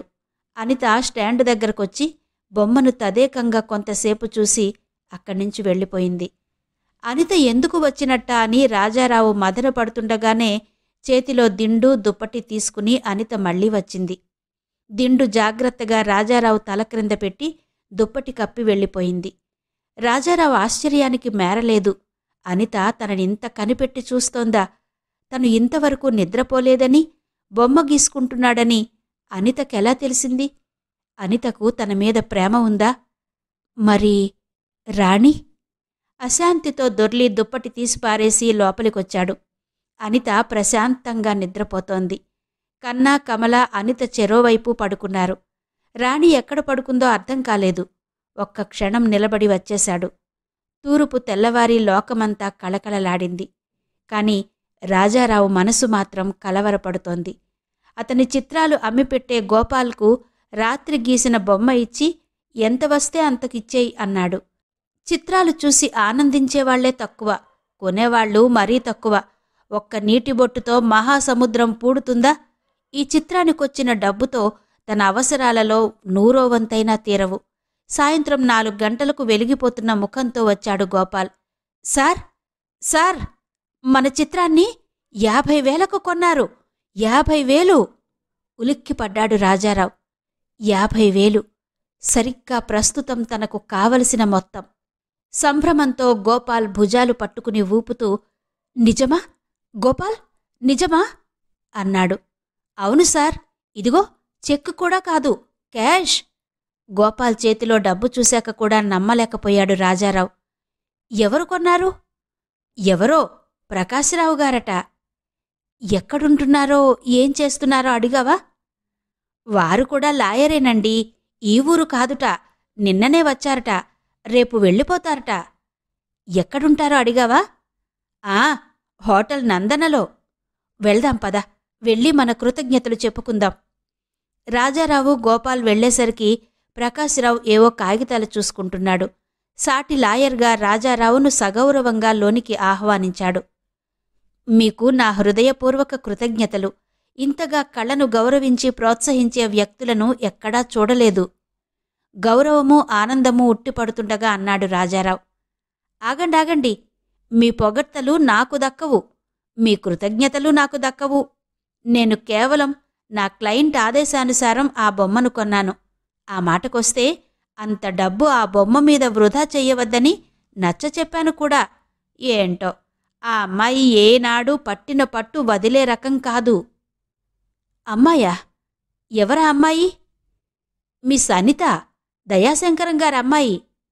రాజారావు నిలువెల్లా వణికాడు. అతని ముఖం తెల్లగా పాలిపోయింది. దయాశంకర్ గారికి ఈ సంగతి తెలుసా? అడిగాడు రాజారావు. ఆ డబ్బు మిస్ అనిత తల్లిగారిది. ఈ డబ్బు కేవలం అనిత కుటుంబానికే చెందాలని ఆవిడ విల్లు రాశారు. మరి ఇప్పుడెలా ఖర్చు పెట్టగలిగారు? సారీ, నా క్లయింట్ వివరాలు నేను పరాయి వ్యక్తికి చెప్పలేను. ఇప్పటికే అవసరాన్ని మించి మాట్లాడేశాను. పరాయి వ్యక్తి అన్న పదం విచిత్రంగా రాజారావు మనసు గుచ్చింది. అయినా తనకు అనితకు గల సంబంధం ప్రకాశరావుకు తెలియదన్న సంగతి అతనికొక తృప్తినిచ్చింది. థ్యాంక్స్, ఓ చిన్న మనవి అన్నాడు రాజారావు. ఏంటి? మీ డబ్బు మీకిచ్చేస్తాను, నా బొమ్మ నాకిచ్చేయండి. Sir, sir! గోపాల్ ఆత్రంతో వారించబోయి రాజారావు హుఫ్తో తగ్గిపోయాడు. థ్యాంక్స్. రాజారావు ఇంటికొచ్చేసరికి అనిత కమలకు జడలు వేస్తోంది. గుమ్మంలో నిలబడి తనను తదేకంగా చూస్తోన్న రాజారావును చిరునవ్వుతో చూసి నిలబడి, చూడకండలా, కళ్ళు నెప్పులు పుడతాయి అంది అల్లరిగా. నన్ను అవమానించి తీరాలని నువ్వింతగా ఎందుకు కంకణం కట్టుకున్నావో అర్థం కావడం లేదు అన్నాడు రాజారావు. ఆ మాటలు పలికినప్పుడు అతని కంఠంలోని కటుత్వము, ముఖంలోని గాంభీర్యము అనిత చిరునవ్వును ఎగిరిపోయేలా చేశాయి. నేనెవ్వరినీ అవమానించను. నన్ను అవమానిస్తే మాత్రం ప్రతీకారం తీర్చుకుంటాను అన్నాడు రాజారావు. నిన్నే విధంగా అవమానించాను అడిగింది అనిత. నేను నిన్నెలా అవమానించాను? ప్రస్తుతం నేను ఇబ్బందుల్లో ఉండి ఉండవచ్చు, కాని ముష్టివాణ్ణి కాదు. 50,000 నాకు దానం చేసి ఆ బొమ్మ కొన్నట్టు నటించక్కర్లేదు అన్నాడు రాజారావు. పెళ్లి కాకుండా పిల్లతల్లినైతే కావచ్చు. నేను బజారు మనిషిని కాదు. చిత్రకళ వంకతో చెక్కిలి అందిస్తున్నట్టుగా నా బొమ్మను గీయనక్కర్లేదు అంది అనిత. నేను నీ బొమ్మ గీశానా? లేకపోతే నాకు డబ్బు ఎక్కువుందా నీ పిచ్చిగీతలు కొనేందుకు? తీసుకురా చూడు. కమల జడకి రిబ్బన్ ముడివేసి తన సూట్ కేసులో దాచిన చిత్రపటం తెచ్చి తన చేతిలో పట్టుకుని చూపించింది. అచ్చు గుద్దినట్టు అనితలాగే ఉంది ఆ చిత్రపటం. మెడ ఒక పక్కకు వాల్చి చిలిపి నవ్వుతో చెక్కిలి అందిస్తున్నట్టుగా ఉంది. కొన్ని క్షణాలు మాట్లాడలేకపోయిన రాజారావు గభాలున ఆ చిత్రపటాన్ని లాక్కోబోయాడు. అలాంటిది ముందే ఊహించిన దానిలా అనిత మెరుపులా వెనక్కి తగ్గి చిత్రపటాన్ని బయటచాటున దాచుకుని, ఈ బొమ్మ లాగి పారేయడం తేలికే. నీ మనసులోని నా బొమ్మను తుడిచేయగలవా? ఇప్పుడు నా ముందు నిలిచి ఈ బొమ్మ అడుగు అని వెక్కిరిస్తున్నట్టుగా నవ్వి పారిపోయింది అనిత. కన్నా, కమల తెచ్చిన ప్రోగ్రెస్ రిపోర్ట్లు చూసి ఆశ్చర్యపోయాడు రాజారావు. ఇదివరలో వాళ్లకు ప్రతిదానిలోనూ 20-30 మార్కుల కంటే ఎక్కువ వచ్చేవి కాదు. అలాంటిది ఇంచుమించు అన్ని సబ్జెక్టుల్లోనూ 50కి పైగా మార్కులొచ్చాయి. చాలా సంతోషించాడు రాజారావు. వెంటనే ట్యూషన్ మాస్టర్ దగ్గరికెళ్ళి, మాస్టారు, మీ రుణం తీర్చుకోలేను. మా కన్నా, కమల ఇద్దరూ చాలా బాగా మార్కులు తెచ్చుకున్నారు అన్నాడు. మాస్టారు ముఖం వికసించడానికి మారు వడిలిపోయింది. నన్ను పొగడకు బాబూ, సిగ్గొస్తోంది అన్నాడు. అదేం మాస్టారు? ఈ నెలంతా వాళ్లకు నేను పాఠాలు చెప్పలేదు. ఏ రోజుకారోజు అనితమ్మ వాళ్లను పార్కులోకో తోటలోకో తీసుకుపోతోంది. జీతంరాళ్లు పోతాయని నేను మీకేమీ చెప్పలేదు. ఎంతైనా అవని, అన్యాయంగా మీ దగ్గర్నుండి డబ్బు తీసుకోలేను అన్నారు మాస్టారు. రాజారావు ఆశ్చర్యానికి అంతులేదు. అనితను నిందించాలా? పిల్లల చదువులో అభివృద్ధి స్పష్టంగా కనిపిస్తోందే అనుకున్నాడు. లోపలికొచ్చేసరికి కనిపించిన దృశ్యం అతడిని మరింత ఆశ్చర్యంలో ముంచింది. అనిత సుశీలకు జాకెట్టు కత్తిరించి కుట్టడం నేర్పిస్తోంది. ఈ అల్లరి గారాల పిల్లకు కుట్లు కూడా చేతనవునా? ఆంగ్లో ఇండియన్ తల్లికి పుట్టి ఉత్తర ప్రాంతంలో పెరిగిన ఈ యువతి ఎంత తేలికగా ఈ ఇంటిలో కలిసిపోయింది. కన్నా, కమల తమ పుస్తకాల ముందు కూచుని వాళ్లే చదువుకుంటున్నారు. ఇదివరకెన్నడూ అలా చదివేవారు కాదు. సంతృప్తితో మనసు నిండిపోగా అక్కడి కుర్చీలో కూర్చుని, కుట్టుపని ఎక్కడ నేర్చుకున్నావనిత అని అడిగాడు. మా అమ్మ దగ్గర తల వంచుకుని సమాధానం చెప్పింది అనిత. అనిత తల్లి ప్రస్తావన వచ్చేసరికి రాజారావు మనసులో ప్రసన్నత కొంతవరకు తగ్గింది. పియానో వాయించడం, కుట్టడం, అల్లడం, నాట్యం చేయడం, వంట అన్నీ అమ్మ దగ్గరే నేర్చుకున్నాను. అయితే నాకొచ్చినవన్నీ ఉత్తరాది వంటలు. ఇక్కడి వంటలు అత్తయ్య దగ్గర నేర్చుకుంటున్నాను. నేర్చుకుంటున్నాననే వంకతో వంటంతా నువ్వే చేస్తున్నావు నిష్ఠూరం వేస్తున్నట్టుగా అంది సుశీల. ఏం చేయమంటావు? నాకెప్పుడూ చేతి నిండా పని ఉండాలి. ఇవేవీ లేకపోతే దెబ్బలాడడానికి ఉజ్జి అయినా దొరకాలి అంది. రాజారావును చూసి నవ్వింది అనిత. ఆ రోజు అనిత మాటలు వింటున్న కొద్దీ, అనితను చూస్తున్న కొద్దీ ఏదో ఆర్ద్రభావం కలగసాగింది రాజారావులో. నా లైబ్రరీలో చాలా పుస్తకాలున్నాయి, చదువుకో అన్నాడు రాజారావు. ఆశ్చర్యంగా చూసింది సుశీల. రాజారావు అపురూపంగా ఎంచుకునే కొన్నిటిలో ఒకటి, ఎంతటి ఆత్మీయులకు కూడా ఆ లైబ్రరీని అప్పగించడు రాజారావు. సుశీల చూపుల్లో ఆశ్చర్యాన్ని గమనించి లోలోపల లజ్జపడ్డాడు. సంభాషణ మారుస్తూ, కన్నా, కమల, మీకు చాలా మంచి మార్కులొచ్చాయి. ఏం కావాలో అడగండి, కొనిపెడతాను అన్నాడు. పిల్లలిద్దరూ పొంగిపోయారు. ఉత్సాహంతో ఇద్దరూ ఒక్కసారిగా అన్న దగ్గరకొచ్చారు. మాకు రంగురంగుల కార్డుబోర్డు తెచ్చిపెట్టు అన్నారు. వాళ్లు బంతి కానీ రింగు కానీ కోరుకుంటారనుకున్న రాజారావు ఆశ్చర్యపోతూ, కార్డుబోర్డు దేనికి అన్నాడు. రకరకాల బొమ్మలు తయారు చేసుకుంటాం అన్నారు వాళ్ళు. మరి మీకెవరు నేర్పుతారు? అనిత వదిన. రాజారావు ఒకసారి అనితను ఓరగా చూసి, మీకీ మధ్య చదువెవరు చెబుతున్నారు అన్నాడు. సమాధానం తనకు తెలుస్తున్నా కూడా. అనిత కలిగించుకుంది. ఎవ్వరూ చెప్పడం లేదు, వాళ్లే చదువుకుంటున్నారు. సాయంత్రాలు ఆడుకునే సమయం, ఆ సమయంలో ఆడనిచ్చి తరువాత చదువుకోమంటే వాళ్లే చదువుకుంటారు. తెలియంది నేను చెప్తున్నాను. ఆ మాస్టర్ దగ్గర భయంతో వచ్చినవి కూడా మర్చిపోయేవారు. ఇక్కడ ఎవరి భయమూ లేదు గనుక చదివిందేదో తలకెక్కించుకుంటున్నారు అంతే అంది. నీ రుణం ఎలా తీర్చుకోవాలో నాకర్థం కావడం లేదు అన్నాడు రాజారావు. పెళ్లి కాకముందే పిల్లతల్లినయ్యానని నన్ను ఎవరూ పెళ్లి చేసుకోవడం లేదు. పోనీ నన్ను పెళ్లాడేసి రుణం తీర్చుకోండి. చిలిపి నవ్వుతో కొంటె చూపులతో అంది అనిత. రాజారావు ప్రసన్నత పటాపంచలయ్యి నిలువెల్లా భగ్గుమన్నాడు. చిచి, నీకసలు సంస్కారము సభ్యత తెలీవు అన్నాడు రాజారావు. నిజంగానే ఈనాటి సంస్కారం ఎలాంటిదో నాకర్థం కావడం లేదు. అది తెలుసుకుందామనే వచ్చాను. అనిత మాటలో ఏదో వ్యంగ్యం ధ్వనించి సూటిగా అనిత ముఖంలోకి చూశాడు. అనిత ముఖం మీది హేళనతో కూడిన చిరునవ్వు రాజారావును మండించింది. మన అని కలిపి మాట్లాడకు. మీ సంస్కారము మా సంస్కారము ఏనాటికి ఒకటి కావు అన్నాడు కసిగా. పకపక నవ్వుతూ 100కి 100 పాళ్ళు నిజం అంది అనిత. కాలితో నేలను గట్టిగా తన్ని విసురుగా వెళ్ళిపోయాడు రాజారావు. రమణరావు తమ ఇంటికి రాగానే సుశీల రమణరావులకు ఏకాంతం కలిగించడం కోసం రాజారావు ఏదో వంకన బయటకు వెళ్లడం పరిపాటి. ఇటీవల రాజారావు అలా వెళ్లగానే రమణరావు వెళ్ళిపోతున్నాడు. సుశీల ఒక్కర్తీ ఏదో చదువుకుంటోంది. ఎప్పటిలాగానే రమణరావు గారు వెళ్ళిపోయారా అని అడిగాడు వచ్చి రాగానే రాజారావు. నువ్వలా వెళ్లగానే ఆయనిలా వెళ్ళిపోయారు చిరునవ్వుతో చెప్పింది సుశీల. ఆ వెంటనే అనిత సుశీల ఒకరినొకరు వీలుగా చూసుకుని నవ్వుకున్నారు. ఆ నవ్వులు చూసిన రాజారావుకు ఏదో అనుమానం తోచింది. సుశీల, ఏం జరిగింది? నిజం చెప్పు. రమణరావు గారెందుకు వెళ్ళిపోయారు అన్నాడు కోపంగా. సుశీల కంగారు పడింది. బెంబేలుగా, నిజమన్నయ్యా, నాకేమీ తెలీదు. కొంచెం సేపుండమని నేను బ్రతిమలాడాను కూడా అంది. ఆ మాట నిజం.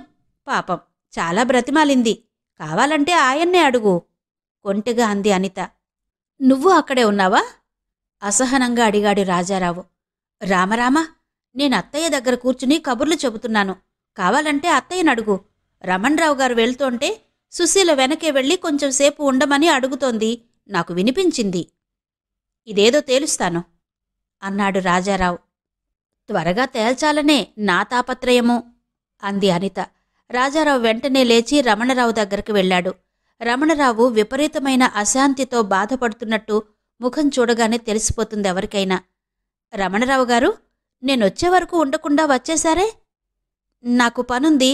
అంటే ఇప్పుడు కాదు, కానీ ఇప్పుడు కూడా ఉంది. కొంచెం చూసుకోవాలి. అదే. రమణరావు విపరీతంగా కంగారు పడుతున్నాడని అర్థమైంది రాజారావుకి. తన దగ్గర నిజం దాస్తున్నాడని కూడా అర్థమైంది. రమణరావు గారు, స్థిమితంగా కూర్చోండి. ఏం జరిగిందో చెప్పండి. నా దగ్గర కంగారు దేనికి? మా ఇంట్లో మీకెవరైనా ఇబ్బంది కలిగించారా? రమణరావు నుదుటికి పట్టిన చెమట తుడుచుకుంటూ తీవ్రంగా ఆలోచిస్తున్నవాడిలా కళ్ళు తెరిచాడు. రాజారావు గారు, మీకు నాతో సంబంధం కలుపుకోవడం మనసారా ఇష్టమేనా? ఇంచుమించు అంతా నిశ్చయమైపోయిన తర్వాత ఇవేం మాటలండి అన్నాడు రాజారావు. రమణరావు హృదయం కుదుటపడింది. రాజారావుకేమీ తెలీదని తెలిసింది. సుశీలకు తెలుసో తెలీదో అనుకున్నాడు. అయితే నాదొక కోరిక అన్నాడు రమణరావు. ఏంటో చెప్పండి. ఆ జానకిని మీ ఇంటికి రానియకండి. ఉలిక్కిపడ్డాడు రాజారావు. దానికి దీనికి ఏంటి సంబంధం అన్నాడు. చూడండి, మనమంతా పరువు ప్రతిష్టలతో బ్రతుకుతున్నవాళ్లం. అల్లరిపాలైన ఆ పిల్ల మన ఇళ్లకు రావడం ఏం బావుంటుంది అన్నాడు రమణరావు. రాజారావు చటుక్కున్న సమాధానం చెప్పలేకపోయాడు. జానకి పట్ల మొదటినుంచి అతని మనసులో ఏదో ఆర్ద్రభావముంది. అదీకాక జానకి తనంతట తాను డబ్బు కోసం ఎవడినో వలలో వేసుకోబోయి అతడు డబ్బివ్వకపోగా పోలీసులను పిలిచి అల్లరిపెట్ట చూసిందనే కట్టుకథ తానేనాడూ నమ్మలేదు. అతని కోపమంతా ఊరికి దూరంగా ఉన్న పార్కులోకి ఆడపిల్ల ఒంటరిగా ఎందుకు వెళ్లాలనేదే. ఏది ఏమైనా జానకి అల్లరిపాలయింది. బ్రతుకు బండలపాలయింది. ఇప్పుడు తనేం చెయ్యగలడు అనుకున్నాడు రాజారావు. దురదృష్టవశాన అల్లరిపాలయింది కాని మన ఇళ్లకు రాకూడనంతటి దుర్మార్గురాలు కాదండి జానకి. ఏ పాపిష్టి వెధవ దాని జీవితంలో నిప్పులు పోశాడో కాని వాడు దాని ఫలితం అనుభవించక తప్పదు అన్నాడు రాజారావు. రమణరావు ముఖం పాలిపోయింది. గుక్కిళ్ళు మింగుతూ అంతే అంతే, కానీ జానకి మీ ఇంటికొస్తున్నంతవరకు నేను మీ ఇంటికి రాలేను. ఆ తర్వాత మీ ఇష్టం అన్నాడు రమణరావు. చిన్నతనం నుండి జానకి మా ఇంట్లో పిల్లలాగా తిరిగింది. నాకు తెలిసినంతవరకు దానిది చాలా సాధు స్వభావం. ఈ అల్లరయ్యాక వ్యధతో చితికిపోతూ వీధి ముఖం కూడా చూడ్డం లేదు. నా నోటితో నేను కఠినంగా రావద్దని ఎలా చెప్పను అన్నాడు రాజారావు.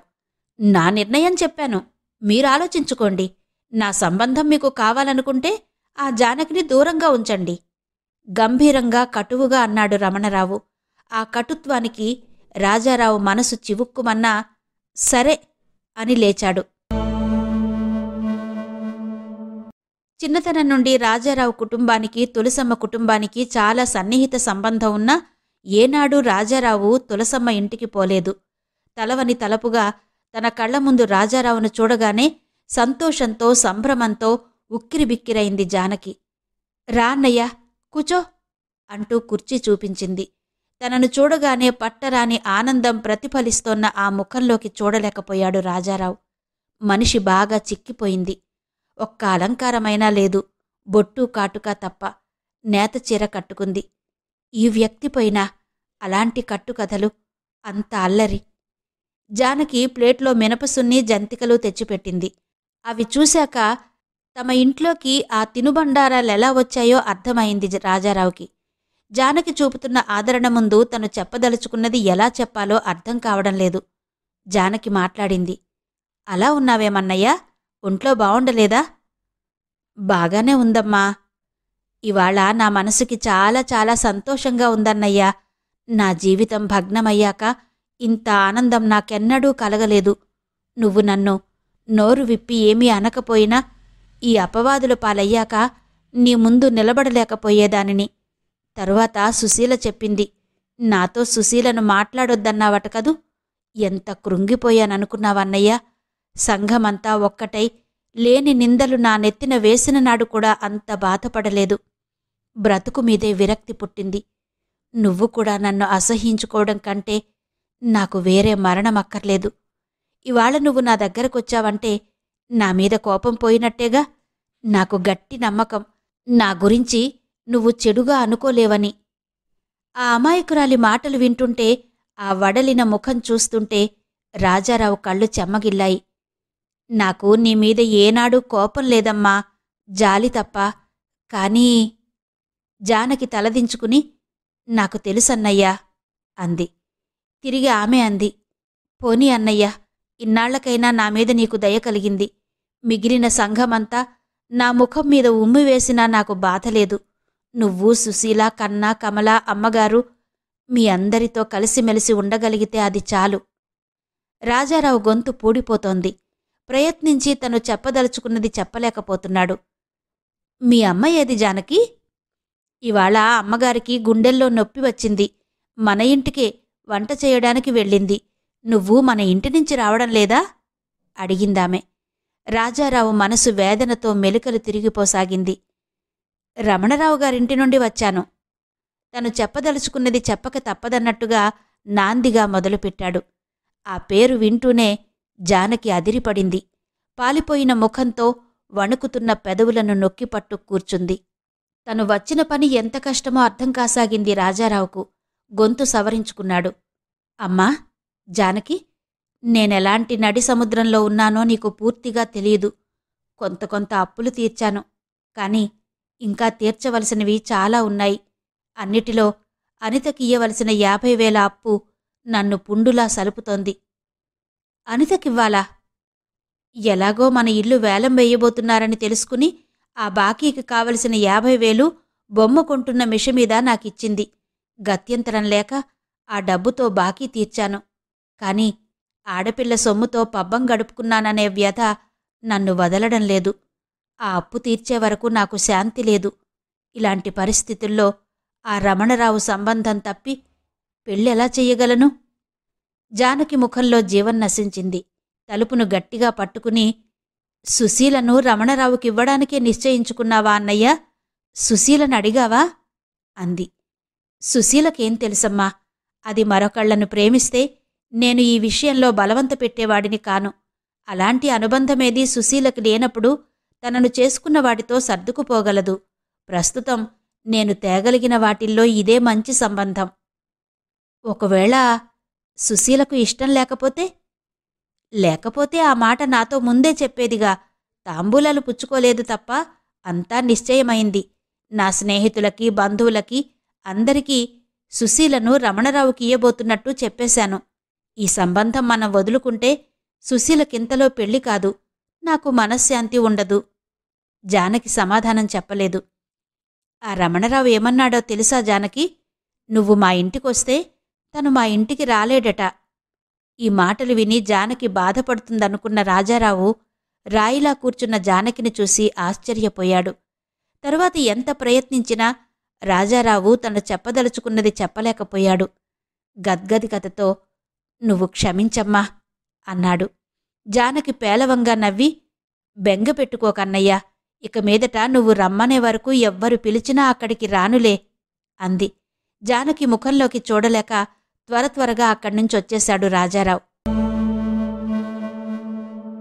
ఎప్పుడో కాని తన దగ్గరకు రాని తులసమ్మను సగౌరవంగా ఆహ్వానిస్తూ, "రండి, కూర్చోండి. ఏం పనిమీద వచ్చారు?" అన్నాడు రాజారావు. "తల్లి తర్వాత తల్లిలాంటి దానిని. నువ్వు నా మాట వినాలి బాబూ" అంది తులసమ్మ. "చెప్పండి, తప్పకుండా వింటాను." జానకి చెప్పింది, "నువ్వు అనితకు 50,000 ఇయ్యాలట కదూ?" "అవునమ్మా, ఆ బాకీ ఎలా తీరుతుందో అర్థం కావడం లేదు. అది తీర్చే వరకు నాకు మనశ్శాంతి లేదు." "అది సహజమే బాబూ. అయినా ఆడపిల్లకి ఉన్నంతలో మనం ఇచ్చి పంపాలి కాని తన సొమ్ము కాసపడతామా? ఇదిగో ఈ డబ్బు అనితకియ్యి." తన కళ్ల ముందు తులసమ్మ ఉంచిన నోట్ల కట్టలు చూసేసరికి తల తిరిగినట్టయింది రాజారావుకు. "ఏంటమ్మా ఇది?"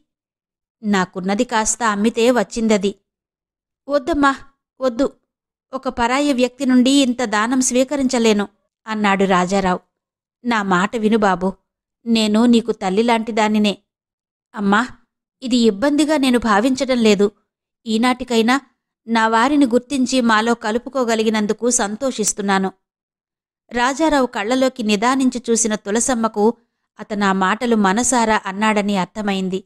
ఆనందబాష్పాలు కనుకొలకుల్లో నిలవగా అంగీకార సూచకంగా తల ఊపింది. డబ్బు చేతిలో పట్టుకుని తనను సమీపించిన రాజారావును చూస్తూనే విషయం ఊహించిన అనిత ఆ డబ్బు ఎలా సంపాదించగలిగాడో అని ఆశ్చర్యపోయింది. "నీ డబ్బు నువ్వు తీసుకో, నా బొమ్మ నాకియ్యి" అన్నాడు. "ఇంత డబ్బు ఎలా సంపాదించావు?" "నీకు వివరించవలసిన అవసరం నాకు లేదు. అయినా వివరిస్తున్నాను. తులసమ్మగారిచ్చారు." అనిత పకపక నవ్వుతూ, "ఎంత బాగుంది. నా దగ్గర తీసుకోవడం నీకు అవమానకరము, వంట మనిషి దగ్గర తీసుకోవడం గౌరవమునా?" అంది. "ఆవిడ వంట మనిషే కావచ్చు, కాని మా అమ్మ. అంచేత ఆవిడ దగ్గర తీసుకోవడం నాకు గౌరవమే." అనిత కళ్ళప్పగించి చూసింది. "నీకు తెలిసిపోయిందా?" "నీకు ముందే తెలుసా?" "తెలుసు. మరి నాకెందుకు చెప్పలేదు?"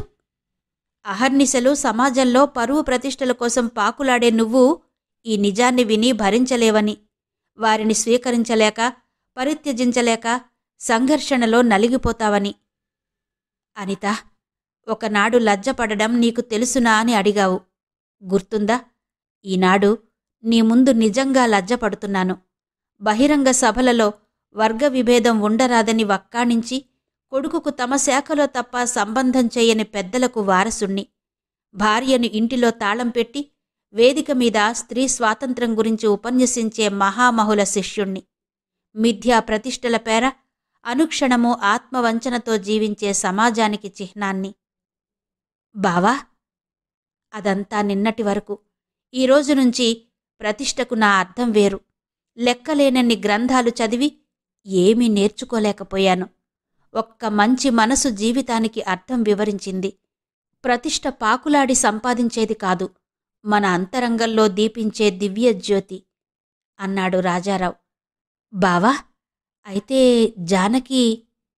"మనతోనే, మనింట్లోనే ఉంటుంది. తులసమ్మగారు కూడా ఇక్కడే ఉంటారు." "ఈ సమాజం రహస్యంగా సాగినంతవరకు ఎంతటి అవినీతినైనా సహించగలదు. కాని దాని కట్టుబాట్లకు విరుద్ధంగా ఎవరైనా ధైర్యం చేసి కోరింది పొందితే మాత్రం సహించదు. పొడిచి పొడిచి బాధిస్తుంది అంది అనిత. ఆ బాధకు భయపడి నా వారిని వదిలిపెట్టను అన్నాడు రాజారావు. మరి రమణరావు? అనిత చెప్పేది పూర్తి కాకుండానే అడ్డుకున్నాడు రాజారావు. జానకి ఉంటే రానంటాడు. స్పష్టంగా చెప్తాను, జానకి కూడా నా చెల్లెలని. అప్పటికీ అర్థం చేసుకోకపోతే మనం ఆ సంబంధం వదులుకోవలసి ఉంటుంది. డబ్బు తీసుకో అన్నాడు. నీకు గుర్తుందా, నీ మనసులో నా బొమ్మను తీసేయగలిగినప్పుడు నీ బొమ్మ నీకిచ్చేస్తానన్నాను. నిజం చెప్పు, నీ మనసులో నా మూర్తి మాసిపోయిందా అడిగింది అనిత. రాజారావు మాట్లాడలేదు. అందుకే ఆ డబ్బు నేను తీసుకోలేను అంది అనిత.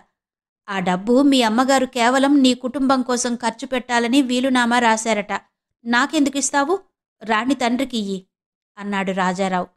విసురుగా డబ్బు అనిత ముందు పడేసి కోపంగా వెళ్ళిపోతున్న రాజారావును చిరునవ్వుతో చూస్తూ కూర్చుంది అనిత.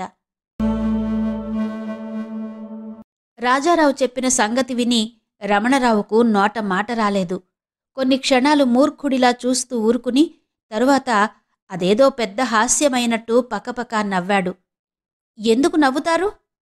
చిరాగ్గా అడిగాడు రాజారావు. మీ అమాయకత్వానికి నవ్వక ఏడవనటండి. ఏడిసినట్టుంది. నా అమాయకత్వం మీ మీదకేం తెలిసిందో సెలవివ్వండి వెటకారంగా అన్నాడు రాజారావు. కాకపోతే ఏమిటండి? వితంతువు, వంటలక్క. ఆవిడికి మీ నాన్నగారొక్కరే అని గ్యారంటీ ఏంటి? జానకి మీ చెల్లెలే అని ఎలా నమ్మగలరు? రమణరావు గారు గర్జించాడు రాజారావు.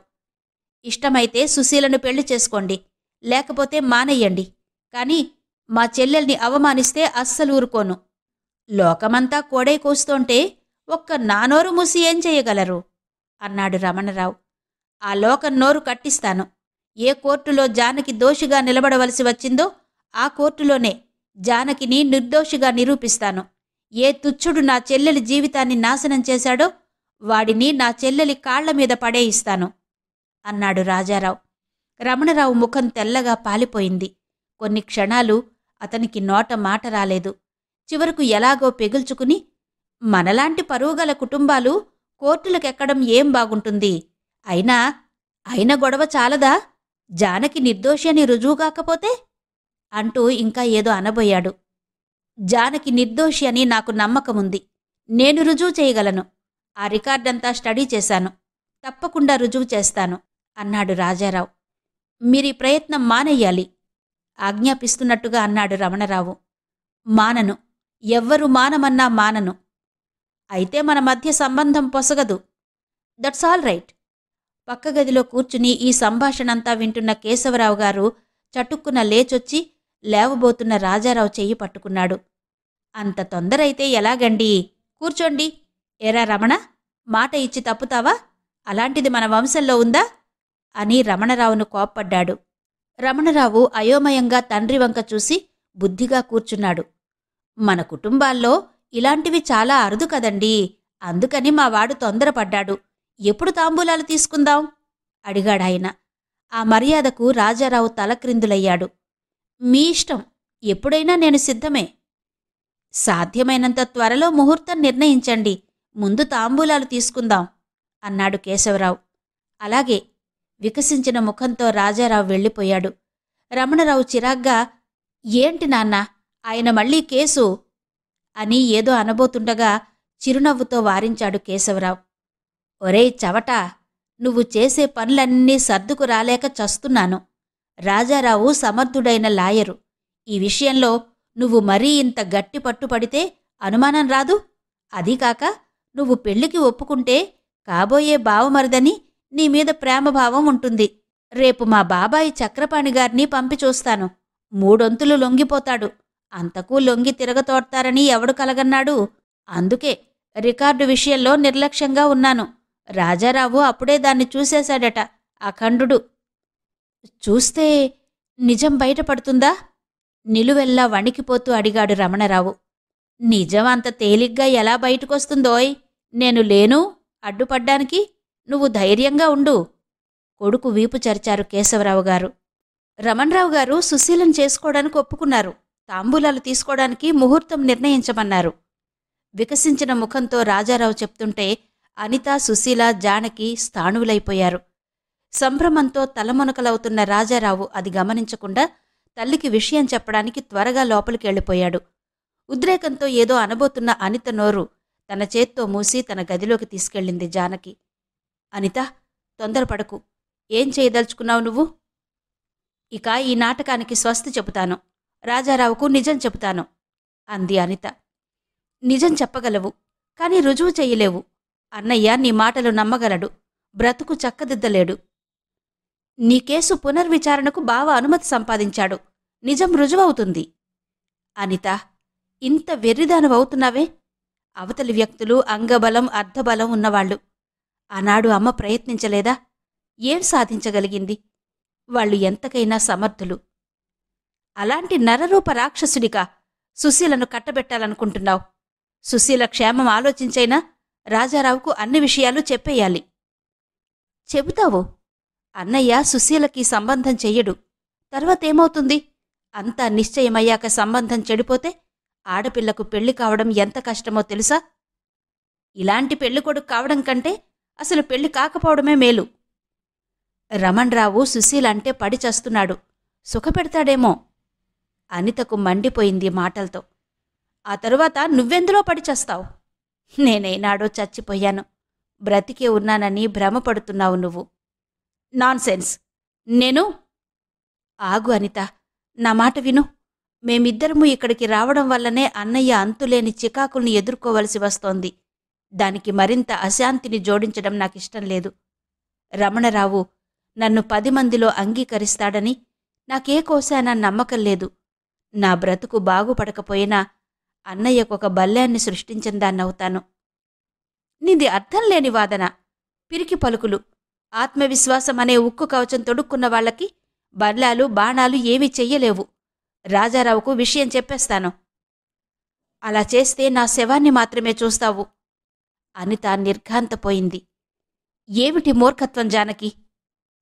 అన్నయ్య ఎంతో శ్రమపడి తిరిగి కేసు విచారణకు అనుమతి పొందాడు కదా. వేచి చూడు, ఏమాత్రం న్యాయం జరుగుతుందో. అప్పుడు నా మాటలు నీకర్థమవుతాయి అంది జానకి.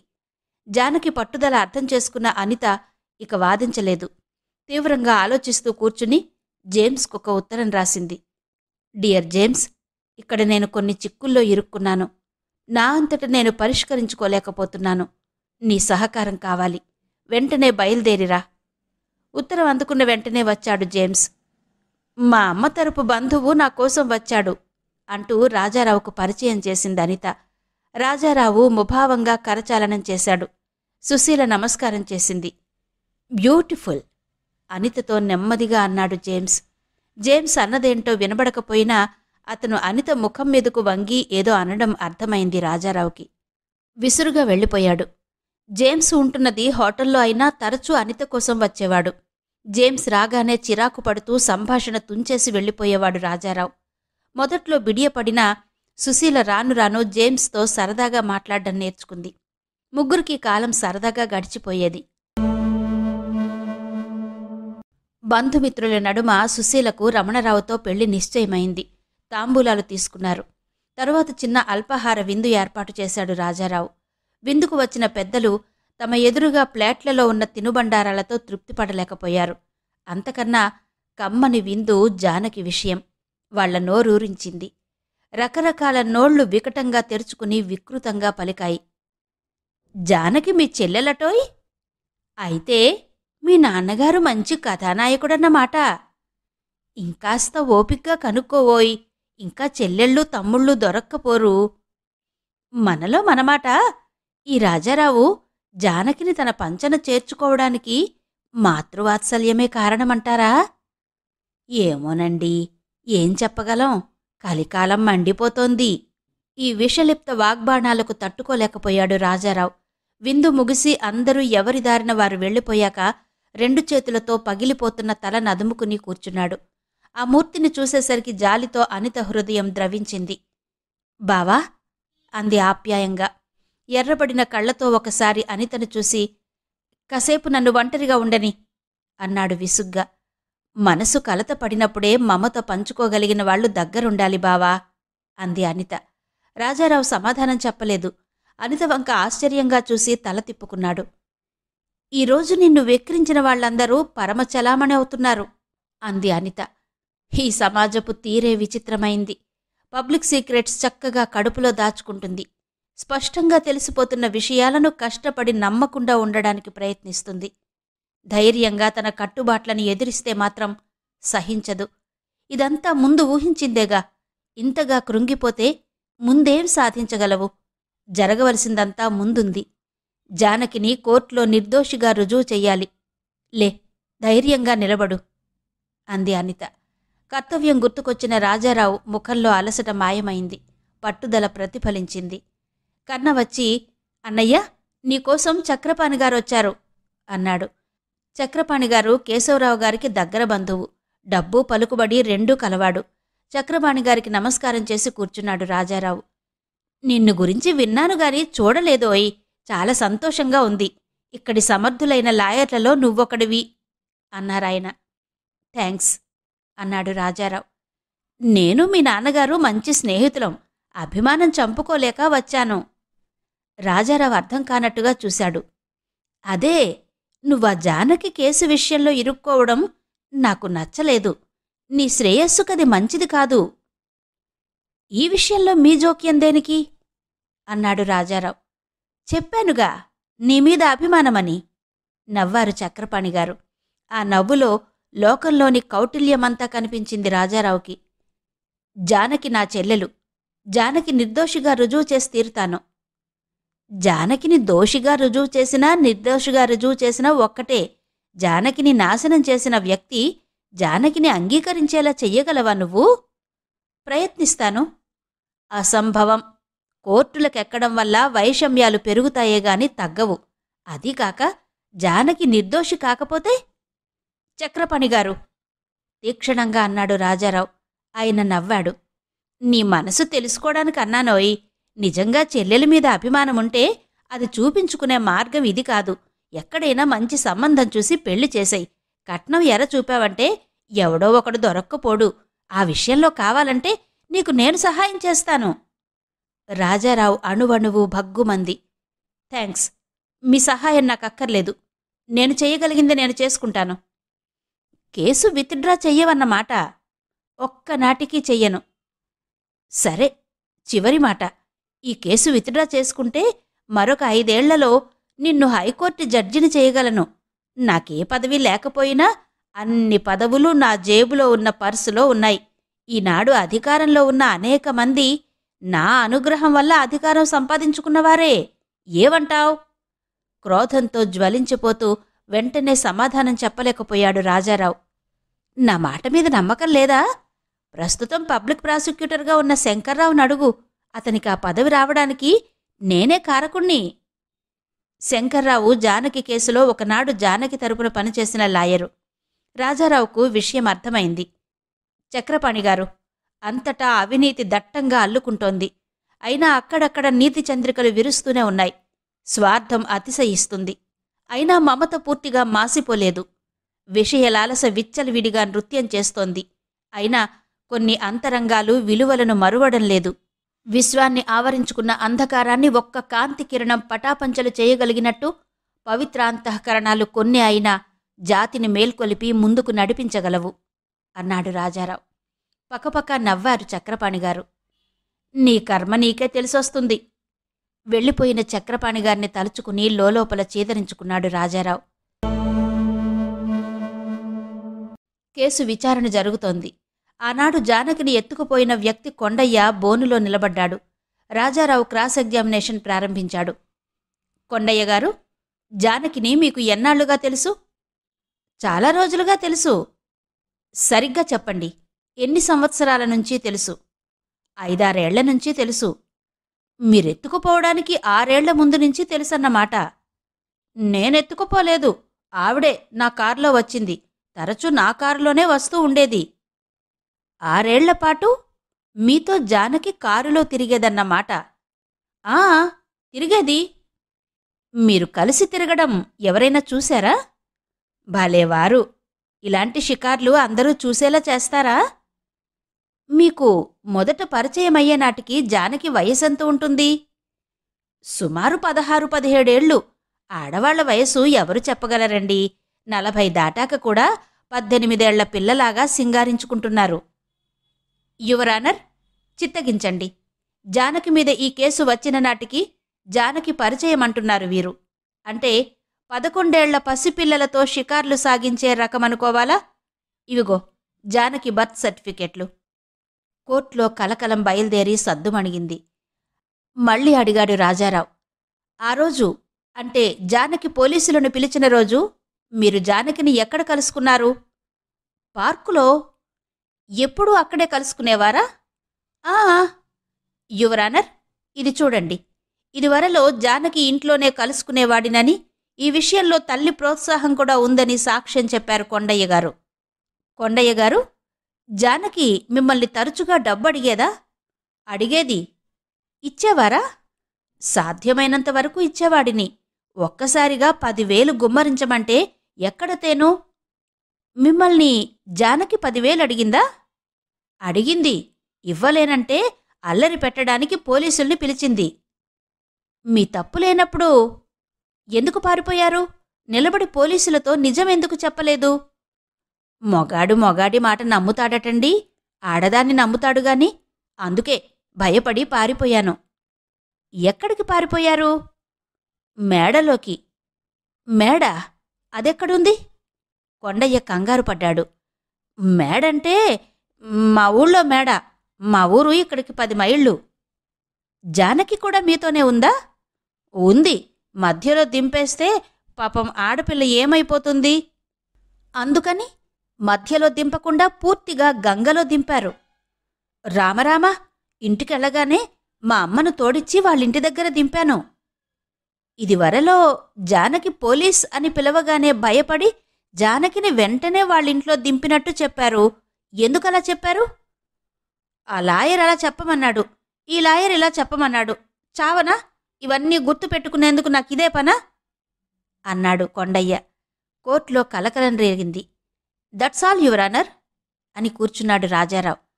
జడ్జి కొండయ్యను దోషిగా నిరూపించి కిడ్నాపింగ్ నేరం కింద శిక్ష విధించబోతుంటే, ఓయమ్మో, నాకేం తెలీదు, ఆయన తెమ్మంటే తెచ్చాను అన్నాడు కొండయ్య. రాజారావు దిగ్గున లేచి నిల్చున్నాడు. ఎవరాయనా? ఊరు పేరు నాకేం తెలీదు. మనిషిని చూపిస్తే గుర్తుపడతాను. కోర్టులో కలకలం బయలుదేరింది. జడ్జి తీర్పు మరునాటికి వాయిదా వేసి లేచారు. ఆలోచనలతో ఉడికిపోతున్నాడు రాజారావు. నిజం బయటపడుతోంది చూశావా? అంది అనిత. ఉండు, ఏం జరుగుతుందో చూడు అంది జానకి. కటకటాలు మూసినవి మూసినట్లుండగా కొండయ్య మరునాటికి చచ్చిపడి ఉన్నాడు. జైలు డాక్టర్ కొండయ్యకు గుండె జబ్బు ఉందని, గుండె ఆగి మరణించాడని సర్టిఫికెట్ ఇచ్చాడు. రాజారావు తల గిర్రున తిరిగింది. జానకి కేసులో ఒకే ఒక సాక్షి మరణించాడు. అసలు రహస్యం బయటపడే మార్గమేది? ఆందోళన పడుతున్న రాజారావుతో, అధైర్యపడకు బావా, ఈ రహస్యం నేను బట్టబయలు చేస్తాను. జానకి బ్రతుకు నాశనం చేసిన దోషిని జానకి కాళ్లమీద పడవేసి తీరుతాను అంది. రాజారావు ఆందోళనతో, వద్దు వద్దు అనిత, ఈ విషయంలో నువ్వు కలగచేసుకోకు అన్నాడు. ఏ? వాళ్ళెవరో చాలా శక్తిమంతుల్లా ఉన్నారు. లేకపోతే కటకటాల వెనుక కొండయ్య ఉన్నవాడున్నట్టుగా చచ్చిపోవడం ఎలా సాధ్యం? డాక్టర్ను కూడా లొంగదీసుకున్నారు. నువ్విందులో కలిగించుకోకు. నీకేమైనా అయితే వ్యాకుల స్వరంతో అంటున్న రాజారావును చూసి అల్లరిగా నవ్వి, అయితే నీకేం బాధ? రాణి తండ్రిగారు బాధపడాలి అంది. రాజారావు ముఖం పాలిపోయింది. నాకు బాధ అని చెప్పడం లేదు. మామయ్యకు సమాధానం చెప్పుకోవాలి నేను. మరేం పర్వాలేదులే. మా నాన్నగారు నన్ను నీకప్పగించలేదుగా నిన్ను ప్రశ్నించడానికి. చచ, నీలాంటి మొండిఘటాన్ని ఎక్కడా చూడలేదు.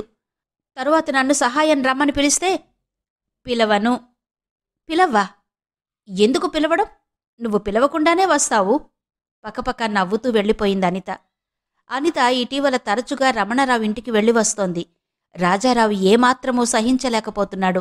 జేమ్స్తో కూడా, జేమ్స్ ఫ్రెండ్ పోలీస్ కమిషనర్ కూడా తరచూ రాజారావు ఇంటికొస్తున్నాడు. అనిత గంటల తరబడి వాళ్ళిద్దరితో మాట్లాడుతోంది. రాజారావు సహించలేక, ఇలా అడ్డమైన వాళ్లు నా ఇంటికి రావడం నాకిష్టం లేదు అన్నాడు తీవ్రంగా. వాళ్ళు అన్యాయాలను అడ్డుకునేవారే తప్ప అడ్డమైన వాళ్ళు కారు అంది అనిత. అంతా నాకనవసరం. వాళ్ళిక మీదట నా ఇంటికి రావడానికి వీల్లేదు. సరే, నేనే వాళ్ల దగ్గరికి వెళ్ళి మాట్లాడతాను. అంత వాళ్లతో మాట్లాడవలసిన అవసరమేంటి నీకు? ఈ ప్రశ్న అడగడానికి నీకేంటవసరం? రాజారావు కోపంగా వెళ్ళిపోయాడు. ఒకనాడు అనిత ఒంటరిగా కార్లో వస్తూ ఎదురుపడింది. ఎక్కడినుంచి? అడిగాడు. రమణరావు గారింటి దగ్గర్నుండి. ఒక్కదానివే వెళ్ళావా? రహస్యాలు మాట్లాడ్డానికి 10 మంది వెళ్తారేంటి? రహస్యాలు మాట్లాడ్డానికా? అవును. ఏంటవి? ఇంత చదువుకున్నావు, రహస్యమంటే అర్థం తెలీదా? చెప్పమని అడుగుతావేంటి? పక్కపక్క నవ్వి వెళ్ళిపోయిందనిత. మరొకనాడు కూడా ఇలాగే ఎదురుపడింది. రమణరావు దగ్గర్నుంచేనా? కోపంగా అడిగాడు. కాదు, జేమ్స్ దగ్గర్నుంచి సరిదిద్దింది అనిత. చిచి, ఒక పక్క రమణరావు గారితో, మరో పక్క జేమ్స్తో. పోలీస్ కమిషనర్ సంగతి మర్చిపోయావు అందించింది అనిత. చచ, బొత్తిగా సిగ్గులేదు. సిగ్గుపడవలసిన వాళ్లంతా రొమ్ము విరుచుకు తిరుగుతుంటే మధ్యన నన్ను సిగ్గుపడమంటావా? ఇలా ఉంది సమాజం.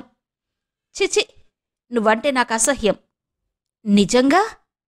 ముమ్మాటికి చెప్పరానంత, భరించలేనంత అసహ్యం. నిన్ను మా ఇంట్లోకి ఎందుకు అడుగు పెట్టనిచ్చానా అని బాధపడుతున్నాను. ఎప్పుడు విరగడవుతావా అని తపస్సు చేస్తున్నాను. ఎందుకో చెప్పలేను కాని తపస్సు చేస్తున్నది నిజమే బావా. నీ తపనంతా నీ ముఖంలో స్పష్టంగా కనిపిస్తోంది. హుంకరించి విసురుగా వెళ్ళిపోయాడు రాజారావు. కొండయ్య మరణించడంతో జానకిని నాశనం చేసిన వ్యక్తి ఎవరో తెలుసుకోవడం కష్టమైపోయింది రాజారావుకు. అతని మనసు అల్లకల్లోలమైపోయింది. అనిత షికార్లు మనసును మరింత మండిస్తున్నాయి. మర్యాదకు భంగమని ఆత్మవంచన చేసుకోవడానికి ప్రయత్నిస్తున్నా మనసును దహిస్తోన్న ఈర్ష్యకు తట్టుకోలేకపోతున్నాడు. అశాంతితో లైబ్రరీలోకి వచ్చిన రాజారావుకు తన బల్లమీద అనిత దస్తూరితో ఉన్న ఉత్తరం కనిపించింది. ఆతృతతో చదివాడు. సుశీల, ఊరికి దూరంగా ఉన్న పార్కులోకి అత్యవసరమైన పనిమీద వెళుతున్నాను. నాకోసం చూడకు, భోజనం చేసేయి. నేను ఒంటరిగానే వెళుతున్నాను. అయినా నాకేం భయం లేదు. ఎవరైనా నన్నెత్తుకుపోయినా జానకిని మోసం చేసినట్టు నన్ను చెయ్యలేరు. నాకోసం చూడకు, భోజనం చేసేయి. నీ అనిత. కంగారుతో మతిపోయినట్టయింది రాజారావుకి. తిని కూర్చుని ఆ పార్కుకి ఈ సమయంలో ఎందుకు వెళుతున్నట్టు? ఒంటరిగా వెడుతోందట. ఏదైనా జరిగితే? ఇక ఆలోచించలేకపోయాడు రాజారావు. వెంటనే స్కూటర్ మీద బయలుదేరాడు. ఆ కంగారులో సుశీలకు రాసిన ఉత్తరం తన బల్లమీదకు ఎలా వచ్చిందనే ఆలోచన కూడా రాలేదు. అతని గుండెలు వేగంగా కొట్టుకున్నాయి. అంతకంటే వేగంగా వెళుతోంది స్కూటర్. అతను పార్కు చేరకుండానే ఏ ఘోరం జరుగుతుందోనని భయపడ్డాడో ఆ ఘోరం అతని కళ్ళెదురుగానే జరిగిపోయింది. ఎవరో ఇద్దరు అనిత నోట్లో గుడ్డలు కుక్కి కాళ్ళు చేతులు కట్టేసి కారులో పడేశారు. రాజారావు సమీపించేసరికి కారు స్టార్ట్ అయిపోయింది. చేసేది లేక కారును అనుసరించాడు. పోయి పోయి ఒక బంగళాలోకి వెళ్ళింది కారు. రమణరావు ముందు అనిత కట్టు విప్పారు అనితను తీసుకొచ్చిన వ్యక్తులు. రమణరావు వికటంగా నవ్వుతూ, జానకిని రక్షిస్తావే, ముందు నిన్ను నువ్వు రక్షించుకో. రాజారావుకు సంగతంతా చెబుతావు కదూ? చెబుదువుగాని, పైలోకంలోంచి చెబుదువుగాని. ఇంతవరకు నేను హత్యలు చేయలేదు. ఇప్పుడు అనిత మీదకు రాబోతున్న రమణరావు అని గర్జన విని అదిరిపడి ఎదురుగా నుంచున్న రాజారావును చూసి ఆశ్చర్యపోయాడు. రాజారావు ఒక్క క్షణం భయపడి అంతలోనే తెగించినవాడిలా కటువుగా అన్నాడు. ఒక్కడుగు ముందుకు వేశావా? పిడికిళ్ళు బిగించి ఉగ్రంగా చూశాడు రాజారావు. రమణరావు నిర్లక్ష్యంగా రొమ్ము విరిచాడు. ఏం చేస్తావు? చేతిలో పిస్టల్ రాజారావు గుండెలకు గురిపెట్టాడు. రాజారావు చేతిలో ఏ ఆయుధమూ లేదు. అయినా నిర్భయంగా అనిత ముందుకొచ్చి, నా కంఠంలో ప్రాణముండగా నిన్ను అనిత దగ్గరకు రానియ్యను అన్నాడు. అయితే సరే, ముందు నీ ప్రాణాలు తీసుకుంటాను. మీ అనిత తిని కూచుని పులిమీసాలతో ఉయ్యాలలూగింది. పులి నోట్లో పడక తప్పుతుందా? రమణరావు పిస్టల్ గురిపెట్టాడు. అది పేలకముందే అనితను కట్టి తెచ్చిన ఇద్దరు వ్యక్తులు రమణరావు 2 చేతులు విరిచికట్టి కింద కూలదోశారు. అతని చేతిలో పిస్టల్ ఎగిరి మూలపడింది. రమణరావుతో పాటు రాజారావు కూడా దిగ్భ్రాంతుడై చూశాడు. ఆ వ్యక్తులిద్దరూ తమ ముసుగులు తొలగించారు. ఒకడు జేమ్స్, రెండవవాడు జేమ్స్ ప్రాణస్నేహితుడైన పోలీస్ కమిషనర్. రమణరావు ముఖం నెత్తురు చుక్క లేకుండా పాలిపోయింది. పోలీస్ కమిషనర్ అన్నాడు. జేమ్స్ మీ గురించి చెబితే నమ్మలేకపోయాను. సమాజంలో పెద్ద మనిషిగా చలామణవుతున్న మీరు ఇంత దారుణం తలపెడతారా అనుకున్నాను. మీ అనుచరులిద్దరూ ఇప్పటికే జైల్లో ఉన్నారు. మీరు కూడా నడవండి. రమణరావు అనిత వంక తిరిగి 2 చేతులు జోడించాడు. బుద్ధి గడ్డి తిని ఇలా ప్రవర్తించాను. మీరెలా చెబితే అలా వింటాను. నా పరువు కాపాడండి అన్నాడు. పరువు, ప్రతిష్ట విరగబడి నవ్వింది అనిత. మీరంతా ఈ పదాలు భలేగా వాడుకుంటున్నారు అంది. పాలిపోయిన ముఖాన్ని కిందికి దించుకున్నాడు రమణరావు. జానకిని పెళ్లి చేసుకోండి. జానకి ముఖం చూసి మిమ్మల్ని వదిలిపెడతాం. లేకపోతే చేసుకుంటాను, తప్పకుండా చేసుకుంటాను. జానకి బంగారు బొమ్మ, దేవత. తాగినవాడిలా భయంతో పేలసాగాడు రమణరావు. నీరసంగా నవ్వింది అనిత. ఎంత సాహసం చేశావనిత! ఇప్పటికీ కలో నిజమో నమ్మలేకుండా ఉన్నాను. అనితను ఆర్ద్రంగా చూస్తూ అన్నాడు రాజారావు. అనిత వివరించింది. జానకి నాకు మెడ్రాసులో పరిచయమైంది. పరిచయం స్నేహంగా మారింది. అప్పుడే జానకి జాలిగాథ విన్నాను. సమాజంలో ఇటీవల చెలరేగిన అస్థిమితను ఆధారం చేసుకుని కొందరు స్వార్థపరులు విజృంభించారు. నానా దుండగాలు చేస్తున్నారు. జానకి మరొక స్నేహితురాలి కోసం సినిమా ప్రోగ్రాం పెట్టుకుంది. ఆ స్నేహితురాలి కోసం పార్కులో ఎదురు చూస్తోంది. జానకి దురదృష్టవశాన ఆ రోజు ఆ స్నేహితురాలి ఇంటి దగ్గర బంధువులు రావడం వల్ల సినిమాకి రాలేకపోయింది. స్నేహితురాలి కోసం ఎదురు చూస్తూ జానకి కూచుంది. చీకటి పడగానే లేచి రాబోయింది. అంతలో దుండగులు జానకిని పట్టుకుని కారులో ఎక్కించుకున్నారు. నిస్సహాయ స్థితిలో జానకి గట్టిగా పోలీస్ పోలీస్ అని అరిచింది. అక్కడున్న పోలీస్ చటుక్కున కారు నెంబర్ నోట్ చేసుకుని కేసు రిపోర్టు చేశాడు. జానకిని పట్టి తెచ్చిన వ్యక్తి సర్కిల్ ఇన్స్పెక్టర్ కొడుకు, డబ్బున్నవాడు అయిన రమణరావు. రమణరావు అతని తండ్రి అతి సులభంగా సాక్షుల్ని కొనుక్కుని కేసును ఎదురు జానకి మీదకే తిప్పారు. పోలీస్ అని అరిచినందుకు ప్రతిఫలంగా బతుకు నాశనమవడమే కాక బజారు పాలైంది జానకి. ఈ గాథ విన్నప్పటి నుండి నా మనసు జానకి పట్ల జాలితో ద్రవించింది. రమణరావు పట్ల కసితో మండింది. ఎలాగైనా రమణరావు జానకిని అంగీకరించేలా చెయ్యాలి. ఇదే నా ఆశయం. ఆ ఆశయ సిద్ధి కోసమే వచ్చానిక్కడికి చెప్పింది అనిత. రాజారావు ఆశ్చర్యంగా విన్నాడు. ఇంత తెలిసి నువ్వెందుకు ఆ పార్కుకి వెళ్ళావు? నేను కావాలనే వెళ్ళాను. జానకి ద్వారానే రమణరావుకు గుణపాఠం నేర్పాలనుకున్నాను. కాని అది సాధ్యం కాలేదు. అంచేత నేనే రమణరావు ఇంటికి వెళ్ళి నచ్చ చెప్పడానికి ప్రయత్నించాను. విషయమంతా నీకు చెప్పేస్తానని బెదిరించాను. రుజువులు లేవు, నీ మాటలు రాజారావు నమ్మడు అన్నాడతను. నీకు కావాలంటే 10,000 కట్నంగా ఇస్తాను, జానకిని పెళ్లి చేసుకో, ఆ అమాయకురాలి బ్రతుకు నాశనం చెయ్యకు అన్నాను. కొంచెం ఆలోచించి, ఇక్కడందరూ వింటారు, రేపు పార్కులోకి రాగలవా, మాట్లాడుకుందాం అన్నాడు. వెంటనే సరే అన్నాను. నేను అమాయకురాలినని అతను మురిసిపోయాడు. అతని అమాయకత్వానికి నేను నవ్వుకున్నాను. నన్ను పార్కులోకి రమ్మన్నప్పుడే రమణరావు ఉద్దేశం అర్థమైపోయింది నాకు. ముల్లును ముల్లుతోనే తీయాలి, మోసాన్ని మోసంతోనే జయించాలి, అధికార దర్పాన్ని అధికారంతోనే అణచాలి. జేమ్స్ మా పినతల్లి కొడుకు. జేమ్స్కిక్కడ పోలీస్ కమిషనర్ స్నేహితుడని నాకు తెలుసు. అందుకే జేమ్స్నిక్కడికి రమ్మని రాశాను. చిన్నతనం నుండి అన్నా చెల్లెళ్లలా పెరిగినవాళ్లం, బంధువులం. నా మాట కాదనలేక వెంటనే వచ్చాడు. రమణరావు నన్ను పట్టుకోవడానికి నియమించిన గూండాలను కమిషనర్ అరెస్ట్ చేశారు. వాళ్ల ద్వారా రమణరావు రహస్యాలన్నీ తెలుసుకున్నారు. తరువాత వాళ్లే గూండాలలా ముసుగులు వేసుకుని నన్ను తీసుకొచ్చారు. ఆ తర్వాత నీకు తెలుసు అంటూ ముగించింది అనిత. ఎంత సాహసం! విస్తుపోతూ అన్నాడు రాజారావు. చేతిలో ఆయుధం లేకపోయినా, తన ప్రాణాలు పోయినా నా వంటి మీద ఈగ వాలనివ్వని బావ నాకుండగా నాకేం భయం అంది అనిత. నేను వస్తానని నీకెలా తెలుసు? ఆ ఉత్తరం చదివాక రాకుండా ఎలా ఉంటావు? నువ్వా ఉత్తరం రాసింది సుశీలకి కాదా? నువ్వు చదవాలని బల్లమీద పెట్టాను. చదివానే అనుకో. ఒకవేళ రాకపోతే తప్పకుండా వచ్చి తీరుతావు. మీ ఇంటి దగ్గర నుండి పార్కుకి వచ్చేలోగా మానసికంగా ఎంత కలవరపడి ఉంటావో ఊహించగలను. ఎలా తెలుసుకున్నావు?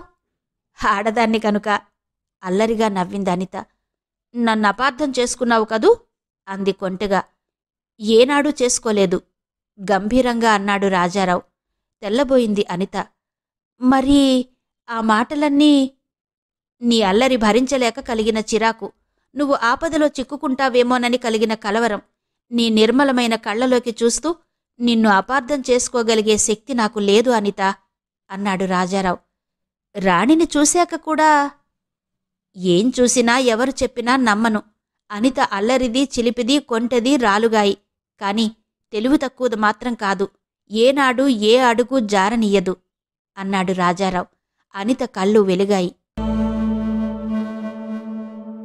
ఏ జానకి కోసం అనిత ఇంత విశ్వప్రయత్నం చేసిందో ఆ జానకి సమాధానం అందర్నీ దిగ్భ్రాంతుల్ని చేసింది. ఇంత ప్రయత్నించి నువ్వు సాధించింది నా మెడలో తాళిబొట్టు మాత్రమేనా అనిత? ఒక గృహిణిగా నన్ను నిలబెట్టాలని సంఘద్రోహిని సంఘంలో నిలవనిస్తావా? నా ఒక్కదాని ఆనందం కోసం తెలిసి తెలిసి అలాంటి చీడ పురుగును పచ్చని మన కుటుంబాల మధ్య విచ్చలవిడిగా వదిలిపెట్టమంటావా? ఈనాడు విధిలేక రమణరావు నన్ను భార్యగా అంగీకరిస్తున్నాడు. కాని నేను మాత్రం ఏ సందర్భంలోనూ అతడిని నా భర్తగా అంగీకరించలేను. లోకమంటే తెలియని నా రాణిని ఆ విషవాయువుల మధ్య పెంచడం నాకిష్టం లేదు అంది జానకి. రాణి? నీ కూతురా? ఆశ్చర్యంగా అడిగాడు రాజారావు. అవునన్నయ్యా, ఈ ఊళ్ళో రేగిన అలజడికి భయపడి మద్రాసు పారిపోయాను. ఆనాడు అనిత, నీది కాని తప్పుకు నువ్వు భయపడి పారిపోతున్నావు, నన్ను చూడు, సమాజాన్ని ఎలా ఎదుర్కొంటానో అని నన్ను రాణిని తనతో తీసుకొచ్చింది. ఇదంతా విన్న జేమ్స్ పోలీస్ కమిషనర్ ఇద్దరూ జానకిని అభినందించారు. అనితగారు విడుదల చెయ్యమని కోరినా నేను రమణరావుని అరెస్టు చేయకుండా ఉండలేకపోయాను. అది నా విధి. ఈ వార్త మీకు ఎలా చెప్పాలా అని మదనపడుతున్నాను. జానకిగారు నాకు శ్రమ తప్పించారు. జానకిని జాలిగా చూస్తూ అన్నాడు పోలీస్ కమిషనర్. అందరి దగ్గర సెలవు తీసుకుని వెళ్ళిపోయాడు. నువ్వేం చెయ్యదలుచుకున్నావు జానకి? అనిత అడిగింది. నాకు డాక్టర్ని కావాలని ఉంది. కాని అది సాధ్యపడదు. ఏదైనా ఉద్యోగం సంపాదించుకుంటాను. తులసమ్మ తనకిచ్చిన డబ్బు జానకి చేతిలో పెట్టింది అనిత. నువ్వు మెడిసిన్ చదువు, కనీసం ఇదైనా సాధించు అంది. అనిత? జానకి ఏదో అభ్యంతరం చెప్పబోతుండగానే అనిత అడ్డుకుంది. అది మీ నాన్నగారి డబ్బు. న్యాయంగా దానిమీద అధికారం నీదే అన్నాడు రాజారావు. కాదు బావా అంటూ సర్ది చెప్పింది అనిత. అవును జానకి, ఆ డబ్బు నువ్వు తీసుకుని మెడిసిన్ చదువు. నాకు కాస్త ఊరట కలుగుతుంది. రాజారావు ఆమోదం కూడా లభించడంతో జానకి మళ్లీ అభ్యంతర పెట్టలేదు. అనితను ఏకాంతంలో కలుసుకుని రాజారావు, ఆ డబ్బు మీ అమ్మగారు నీకిచ్చారు. కేవలం నీ కుటుంబానికే వినియోగపడాలని విల్లులో రాశారు. నువ్వు మా కింద ఖర్చు పెడుతున్నావు అన్నాడు. ఈ ఇంట్లో అడుగుపెట్టిన మరుక్షణం నుంచి ఇది నా కుటుంబంగానే భావించాను బావా అంది అనిత. అనిత సిగ్గుపడడం మొదటిసారిగా చూశాడు. రాజారావు ముగ్ధుడయ్యాడు. కానీ అనిత, నేను అనేక బాధ్యతలు మోస్తున్నవాడిని. సుశీలకు పెళ్లి చెయ్యాలి, అప్పులు తీర్చాలి. మా జేమ్స్ మీ సుశీలను, మన సుశీలను చాలా ఇష్టపడుతున్నాడు. నీకు అభ్యంతరం లేకపోతే అంది అనిత. సంతోషంగా వాళ్ల వివాహానికి ఒప్పుకుంటాను అన్నాడు రాజారావు. ఒక బాధ్యత తీరిపోయినట్టేగా, మిగిలిన బాధ్యతలు నువ్వు నేను పంచుకుందామనుకుంటున్నాను. నాకా అవకాశమివ్వవా? చిరునవ్వుతో చేతులు జాపాడు రాజారావు. ఆ చేతుల్లో వాలిపోయింది అనిత. అదండి డాక్టర్ సి ఆనందరామంగారి అనిత నవలిక. అనిత నవలిక ఇంతటితో ముగిసింది కదా. మరో చక్కటి నవలతో మళ్లీ మీ ముందుకొస్తాను. మరి ఈ ఆడియో మీద మీ అభిప్రాయం మీ కామెంట్స్ ద్వారా నాకు తప్పకుండా తెలియజేస్తారు కదూ. మరో చక్కటి నవలతో మళ్లీ మీ ముందుకొస్తాను. అంతవరకు సెలవు. నమస్తే.